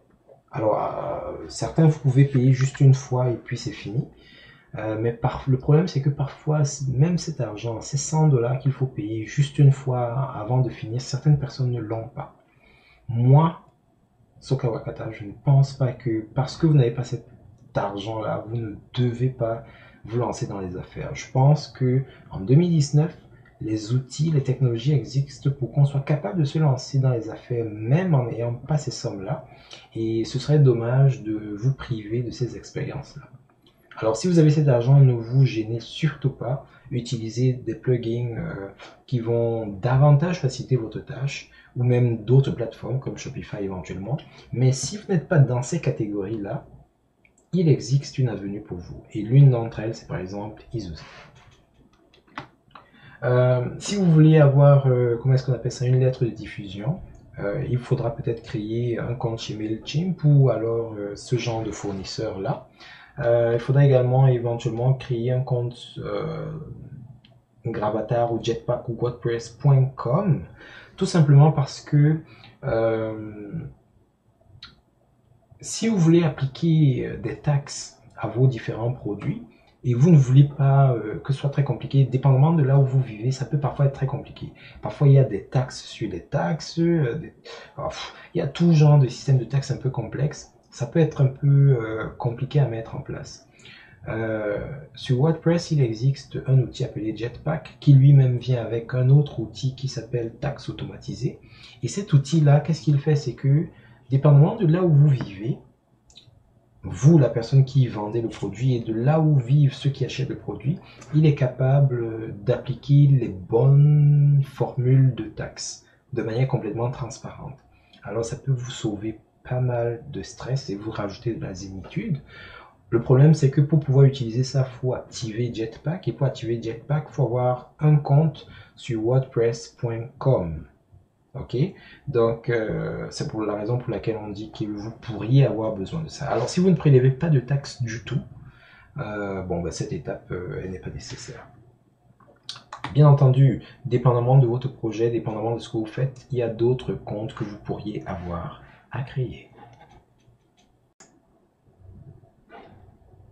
Nous arrivons à la 9e étape. Et c'est à partir en fait de la 9e étape que les choses, je ne vais pas dire sérieuses, parce que tout ce que vous avez fait jusqu'à présent est très très très sérieux. Le temps de préparation est important ici. Et je suis de ceux qui pensent que vous devriez passer plus de temps dans la préparation que dans la réalisation proprement dite. Si votre préparation a été excellente, vous passerez moins de temps dans la réalisation et la qualité de votre produit sera plus élevée. Bon, ça c'est moi qui le pense. Très bien. Alors, dans cette étape-ci, la 9e, il s'agit pour vous de gérer l'identité, ok, des caractéristiques visibles et accessibles de votre boutique. Il faut marquer le territoire de votre boutique. C'est dans cette étape-ci que le nom de domaine, il faut l'acheter, ok, parce que vous avez déjà identifié le produit. Qui dit produit, les stratégies de vente, vous savez à peu près, vous connaissez vos contenus, le contenu de la page à propos, vous savez quelles sont vos conditions de vente. Toute cette information que vous avez rassemblée peut vous donner des indications claires sur le nom que vous voulez que votre entreprise ait. Parce que au moment où les idées commencent à trotter dans votre esprit, vous avez tout genre d'idées qui trottent dans votre tête. Si vous achetez le nom de domaine à ce moment-là, vous pourriez faire une erreur. Parce qu'en commençant à chercher les produits, peut-être que le nom que vous aviez au début se concentrait sur une niche particulière, mais en faisant des recherches, vous vous avez rendu compte que cette niche est peut-être compliquée, ou alors que les produits, c'est pas facile de les vendre, ou je sais pas trop. En tout cas, en faisant tout le travail préparatif, votre idée sera plus claire. Donc votre nom de domaine devrait à ce moment être la plus comment dire ça, percutant, plus cohérent avec tout ce que vous voulez mettre en place.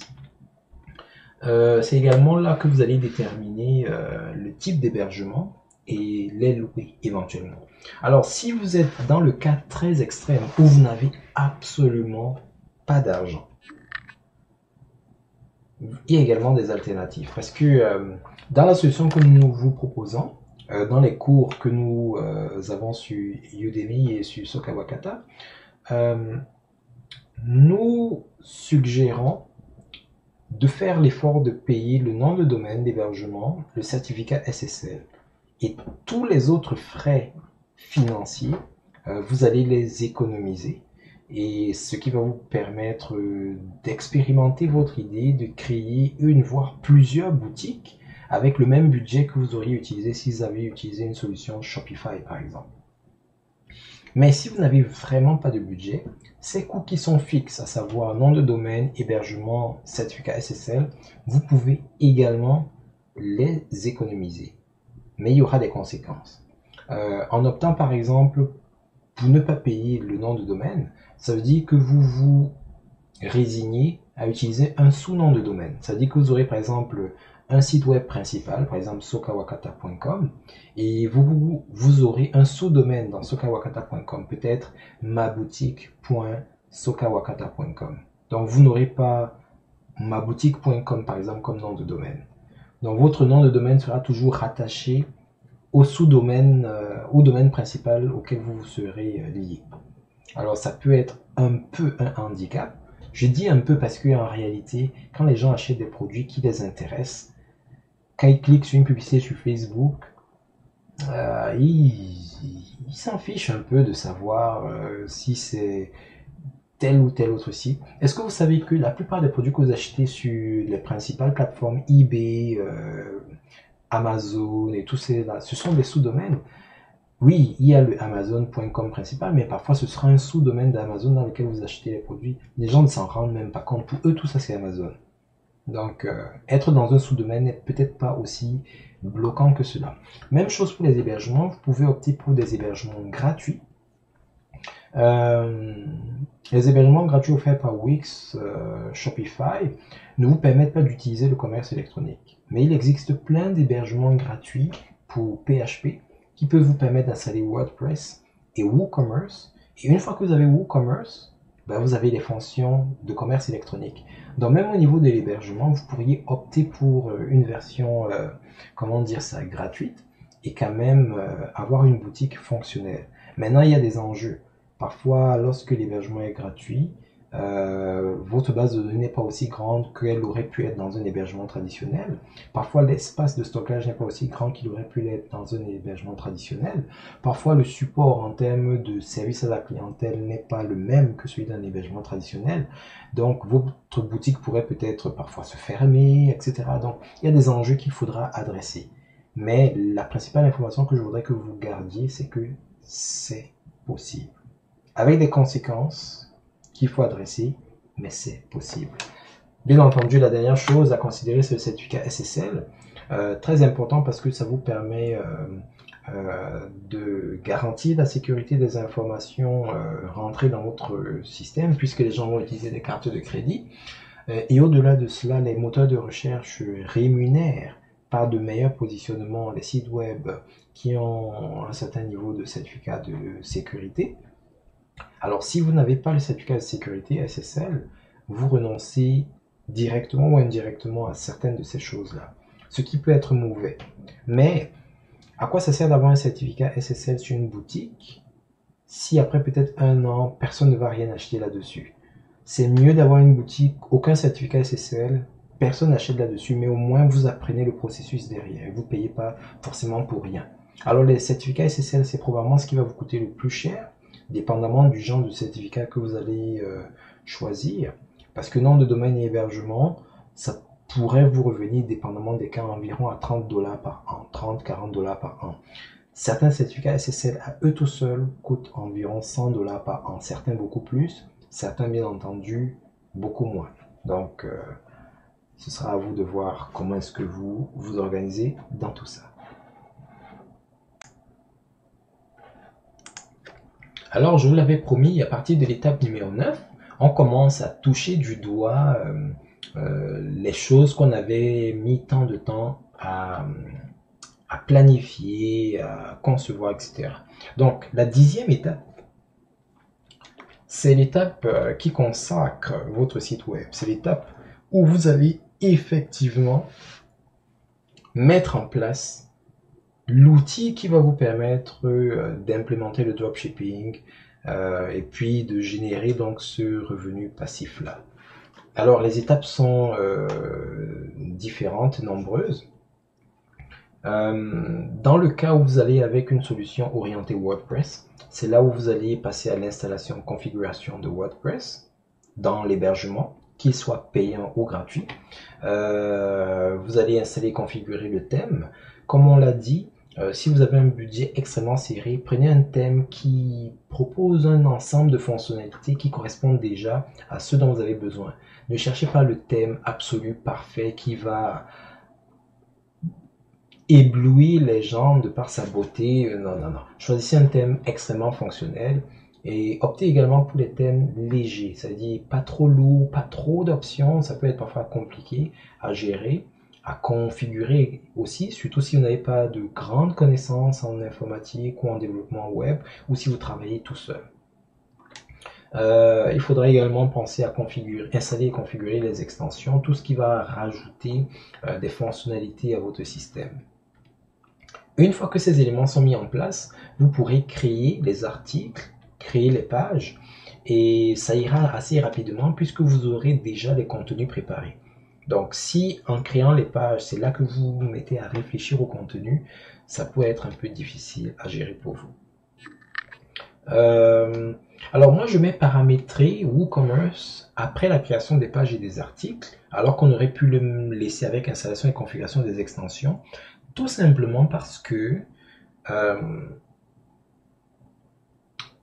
après avoir créé les pages et les articles, vous avez un site web pleinement fonctionnel. Ce n'est pas un site web de commerce électronique, mais c'est un site web pleinement fonctionnel.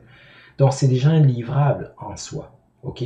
Ça peut déjà présenter votre entreprise, ça peut déjà poser le décor.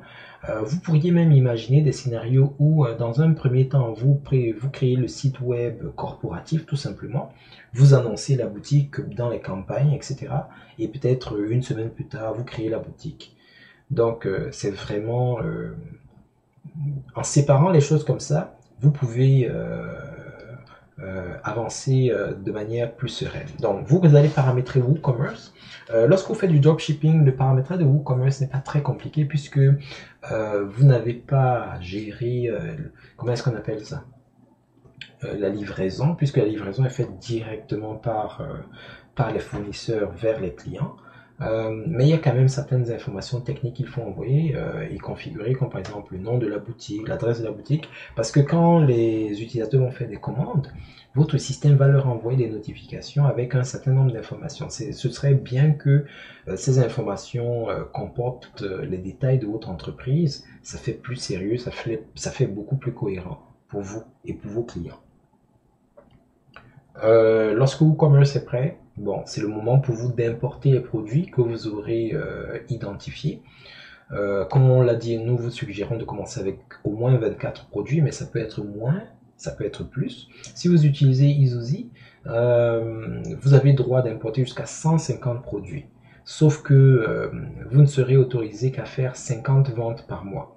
Alors si vous réussissez à faire 50 ventes par mois, à mon avis, vous êtes un champion parce qu'il y a des centaines, peut-être des milliers de boutiques qui ont été créées pendant des années qui n'ont pas été capables de faire même une dizaine de ventes. Alors, 50 ventes par mois, c'est assez exceptionnel. Et si vous vous rendez compte que ça va plus que ça, bon, ben, soit vous prenez les plans supérieurs d'Easy ou vous optez pour un autre plugin du genre Ali Dropship ou etc. Donc, j'ai aussi parlé de l'ajustement des produits parce que n'oubliez pas, quand vous importez les produits, ils sont importés avec leur nom kilométrique qui font toute la galaxie, la Voie lactée avant d'arriver à destination là. Donc, vous allez mettre les versions optimisées des titres, des descriptions, etc., etc. C'est ce que j'entends par ajustement des produits. Et enfin, quelque chose qui est très important, lorsque vous finissez toutes ces choses, il faudra faire de l'assurance qualité, il faudra tester, vous assurer que chaque bouton amène là où ça doit amener, que chaque animation se comporte comme elle est censée se comporter, que chaque interaction que vous faites avec la boutique amène les bonnes notifications. C'est très important. Il ne faudrait pas que vos utilisateurs aient des résultats étranges ou qu'ils ne comprennent pas lorsque les achats vont commencer à rentrer.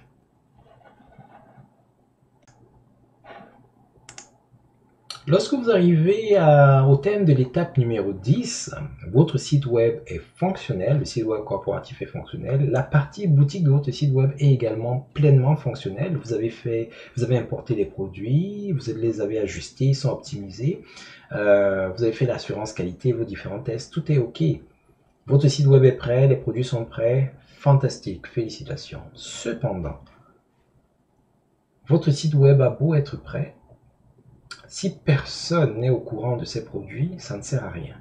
C'est pour ça que je dis souvent à mes étudiants ou encore à ceux pour qui je fais de la consultation que le site web, ce n'est qu'un outil. Alors, les gens voient des vidéos, ils veulent absolument avoir un site web sous Shopify, avec les dernières extensions payantes parce que il faut dépenser, avoir les produits de qualité pour avoir une boutique de qualité.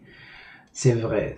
Si vous avez le budget, ne vous limitez surtout pas. Achetez les bonnes plateformes, les produits de qualité, les extensions, les thèmes de qualité, mais ça reste des outils. Si votre processus n'est pas bon, ça ne sert à rien. Si vous n'êtes pas connu, ça ne sert à rien. Si vos produits ne rejoignent pas vos utilisateurs, ça ne sert à rien. Si vous avez des produits pour des utilisateurs que vous ne connaissez pas, ça ne sert à rien. C'est pour ça que dans la 11e étape, il est important de mettre l'accent sur la promotion, de mettre votre site sur la toile.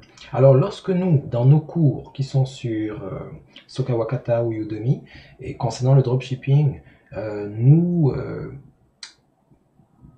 présentons la possibilité de créer un site web de dropshipping gratuitement, lorsqu'on met de côté hébergement, nom de domaine et certificat SSL. Le but n'est pas vraiment de ne pas dépenser. et de faire, de générer de l'argent à partir de rien du tout. C'est possible, mais c'est extrêmement compliqué. Là n'est pas le but. Le but est plutôt de vous permettre de dépenser l'argent que vous avez chèrement acquis dans des choses plus pertinentes. Et en l'occurrence ici, c'est la promotion qui est pertinente. S'il y a un endroit où vous devriez maximiser vos dépenses, ça devrait être à un moment donné dans la promotion. En supposant que vous avez de bons produits, en supposant que tout le reste jusqu'à l'étape 10 ont été faits correctement, l'endroit où il faudrait vraiment booster, c'est éventuellement la promotion. Ok? Si après ça ne marche pas très bien, bon au moins vous n'aurez pas dépensé trop pour rien dedans, juste la structure, l'infrastructure, le site web, les outils qui ne sont là que pour aider le processus. Alors si le processus est mauvais, l'outil a beau être canon, ça servira à rien.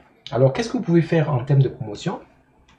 Il faudrait déterminer quel genre de publicité vous allez faire. Est-ce qu'elle sera organique ou entre guillemets publicitaire? Organique, ça veut dire que votre plateforme fait la publicité d'elle-même. Bon, j'exagère un peu quand je dis ça.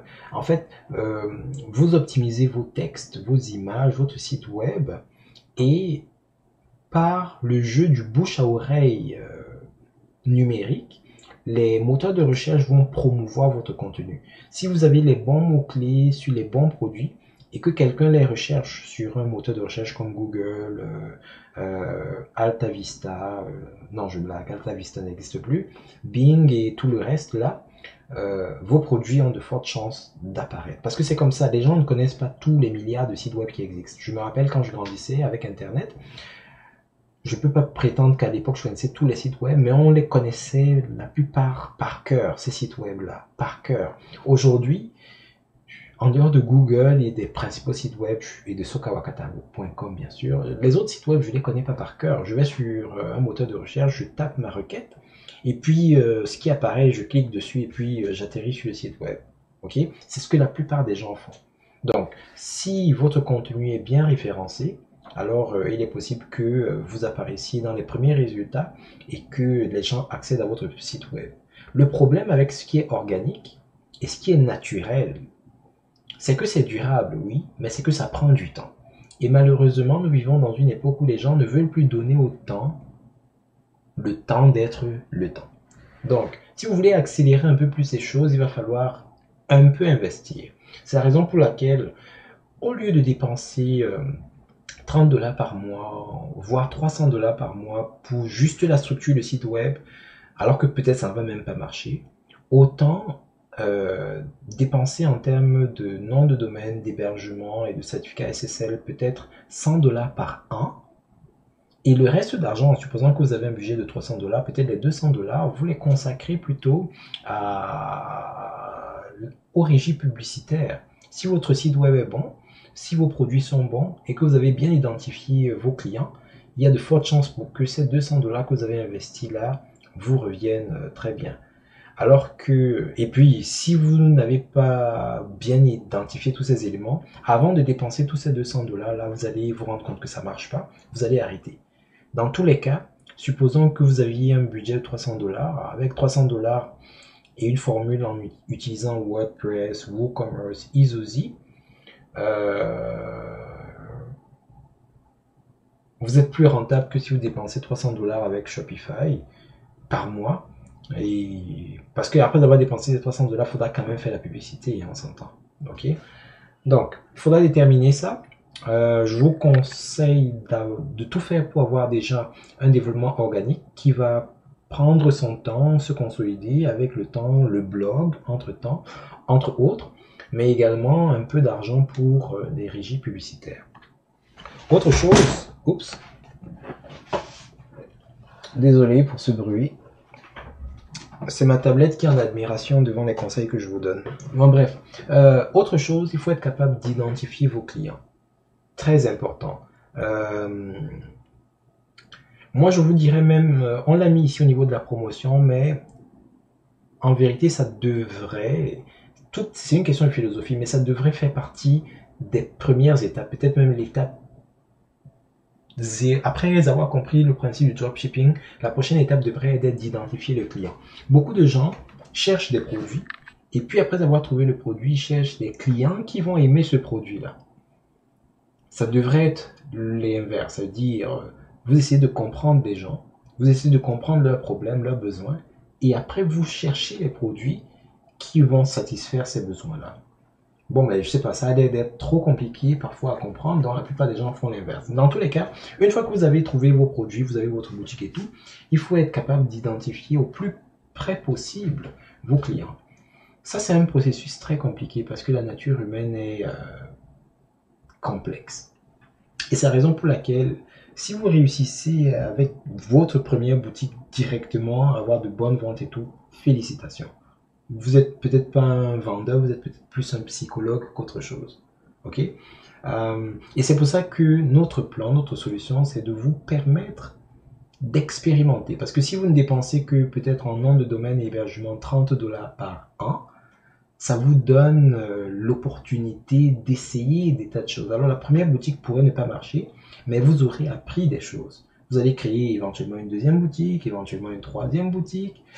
Vous allez peut-être échouer sur les 3 boutiques, mais l'expérience que vous allez acquérir après avoir géré 3, 4 boutiques, elle est sans pareil.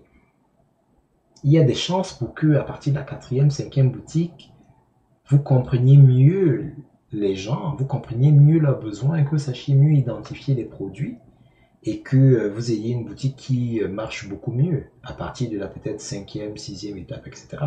Or, à la 6e étape, vous serez à 6 x 3, 18 à 180 dollars environ de dépenser, au lieu de dépenser 30 dollars par mois juste pour un seul domaine sur Shopify uniquement par exemple. Ok, bref, je n'ai rien contre Shopify. Je suis là dans ce cours pour les personnes qui ont de vraies difficultés financières et qui voudraient malgré tout se lancer dans les affaires. Le message reste le même, c'est possible. Très bien, donc c'est important d'identifier vos clients et les outils publicitaires peuvent vous aider à le faire un peu plus.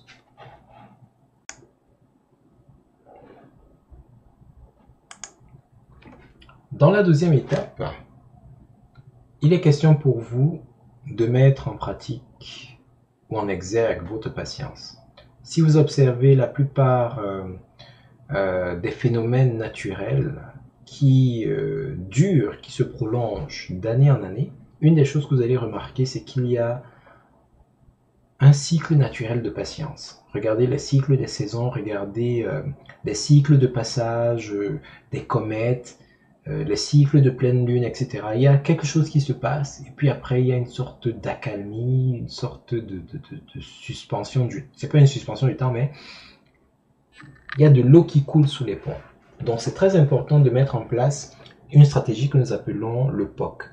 La patience, l'observation et la compréhension. Donc vous patientez, vous laissez les choses se dérouler, mais vous ne les laissez pas se dérouler à distance et puis vous allez sur Netflix, vous regardez les films. C'est pas pour dire que vous n'avez pas le droit de regarder les films ou faire quoi que ce soit, non. Mais c'est... vous devez garder un œil sur vos affaires. Voir comment est-ce qu'elles évoluent. Vous devez les observer. Parce qu'il y a des comportements humains en cours là. Et ils sont parfois complexes. Mais en utilisant différents systèmes, en vous mettant dans différentes situations, vous allez probablement commencer à comprendre certaines choses. Donc, il est important de déterminer qu'est-ce qui marche. Il est important de déterminer ce qui ne marche pas. Par exemple, vous faites une campagne de pub, vous la lancez aujourd'hui, et puis 3 jours plus tard, personne n'a réagi. Aucun like, aucun down-like, parce que parfois les gens peuvent down-liker, c'est-à-dire ne pas aimer là, mais au moins ils réagissent. Le pire, c'est personne ne fait rien du tout. Vous savez pas s'ils aiment, vous savez pas s'ils aiment pas. Donc, s'ils n'aiment pas, au moins vous savez que bon, cette campagne de pub là, elle est pas bonne, donc il faut pas que je la fasse, il faut pas que je fasse ça comme ça, ces couleurs ne sont pas bonnes, etc. Quand est-ce que ça freine? Parfois vous lancez une campagne de pub aujourd'hui, et puis vous sentez qu'il y a le vent en poupe, ça marche, il y a du succès. Vous avez peut-être 50 nouveaux abonnés chaque jour, pendant peut-être 10 jours. Et puis à un moment donné, ça tombe à 30, après à 23, après à 12, après à 2, après... À quel moment est-ce que ça freine? Pourquoi est-ce que ça freine? Est-ce que les gens sont saturés? S'ils sont saturés, qu'est-ce qu'il faut faire? Arrêter ou bien renouveler les contenus? Si vous aviez une campagne de pub particulière, est-ce qu'il faut en injecter une autre? Est-ce qu'il faut cibler une autre, comment dire ça? Une autre audience, etc. Ça, ce sont des questions qu'il faudra vous poser. Autre élément qu'il faudra faire, c'est de fixer les limites. C'est très important. Si votre budget est illimité ou suffisamment élevé, ok, vous pouvez continuer. Mais si votre budget est très limité, n'ayez pas peur de fixer les limites. Par exemple, avant de lancer par exemple une campagne de pub, vous vous dites, je dépense 30 dollars pour cette campagne de pub, pas plus. Et vous observez ce qui se passe pendant les 30 dollars. Lorsque ça arrive à 30 dollars, que ça ait bien performé ou pas, vous arrêtez. Ça sert à rien de peut-être dépenser davantage un argent que vous n'avez peut-être pas, en vous disant que vous allez peut-être apprendre de plus. Vous n'avez pas d'argent, vous n'avez pas d'argent. Restez dans les limites de vos finances. Et autre chose par rapport à se fixer les limites, c'est également par rapport à la durée de vie de votre site web. Il y a des gens qui fixent différentes limites. Par exemple, il y a des gens, lorsqu'ils commencent une affaire, ils se disent, si après un an, ça ne marche pas, je vais arrêter. Il y a d'autres qui se disent, si après avoir dépensé telle somme, j'ai pas tel retour sur investissement, j'arrête. Donc c'est à vous de déterminer qu'est-ce qui va être le déclencheur de l'arrêt de votre boutique. Avec un investissement minimal comme celui que nous vous proposons, c'est-à-dire vous payez juste le nom de domaine, d'hébergement et le certificat SSL, et tout le reste, vous utilisez des outils et des techniques gratuites pour y arriver. Nous disons que en une année, vous pouvez ouvrir 4-5 boutiques. Ceux qui sont vraiment hot là pourraient en ouvrir une dizaine, mais ce ne serait pas optimal parce que ça veut dire que chaque boutique aurait environ une durée de vie d'1 mois et demi, ce qui est très petit pour voir grandir une boutique. Et n'oubliez pas, entre-temps, les autres boutiques vont continuer de tourner éventuellement. Donc, comment est-ce que ces personnes vont faire pour se diviser et continuer d'assurer la survie des autres boutiques? C'est un peu difficile. Donc, de manière idéale, de manière réaliste, disons comme ça, ce serait entre 3 et 4 boutiques par an éventuellement. Ok? Donc, ça veut dire un degré d'intensité dans l'application de 3 à 4 mois par boutique. Je pense que c'est tout à fait réalisable et suffisant pour voir certains résultats points à l'horizon. Ça ne veut pas dire que votre boutique sera complètement fruitful, je sais pas, elle va porter vraiment nécessairement beaucoup de fruits, mais au moins vous aurez des signes. Parce qu'il y a des gens qui ont des boutiques, qui dépensent, ils dépensent en infrastructure, en publicité, mais après 2 mois, 3 mois, 4 mois, pas une personne n'achète. Les gens réagissent à peine sur les réseaux sociaux, bah ça va vraiment pas bien là. Ça va vraiment pas bien. Si vous avez quand même des gens qui achètent, peut-être vous n'atteignez pas les 50 commandes par mois, mais vous en avez peut-être 10. Après, le mois d'après, c'est 11, 12. Alors, c'est pas grand-chose, mais ça évolue quand même. Donc, ça peut être un signe que faut évoluer, faut peut-être essayer de rejoindre plus de personnes en termes de publicité, ok?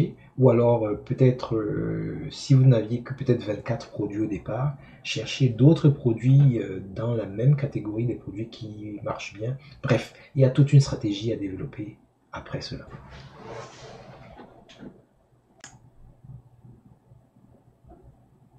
Pour finir ce cours rapide, nous tenons à vous rappeler que se lancer dans les affaires, que ce soit du dropshipping, du commerce électronique ou n'importe quel type d'affaires, c'est quelque chose qui nécessite des sacrifices, ça nécessite de l'investissement en termes de temps, en termes d'argent, en termes d'énergie, ça nécessite également de la patience. Il y a des gens qui échouent dans les affaires parce qu'elles n'ont pas les bonnes informations, qui échouent dans les affaires parce qu'elles ne font pas les choses correctement, et il y a aussi ceux qui échouent dans les affaires parce que ils n'ont pas la patience nécessaire. Certaines affaires, avant de décoller, auront besoin de 2, 3, 4, parfois même 1 an. Et puis après, ça va aller en croissance exponentielle. C'est pas le cas de toutes les affaires, mais parfois c'est ce qui arrive. Alors, c'est important de rassembler toutes ces informations-là et toutes ces habilités-là. Alors ce cours, c'était pour vous présenter très rapidement les choses à considérer si vous voulez mettre en place une boutique d'e-commerce.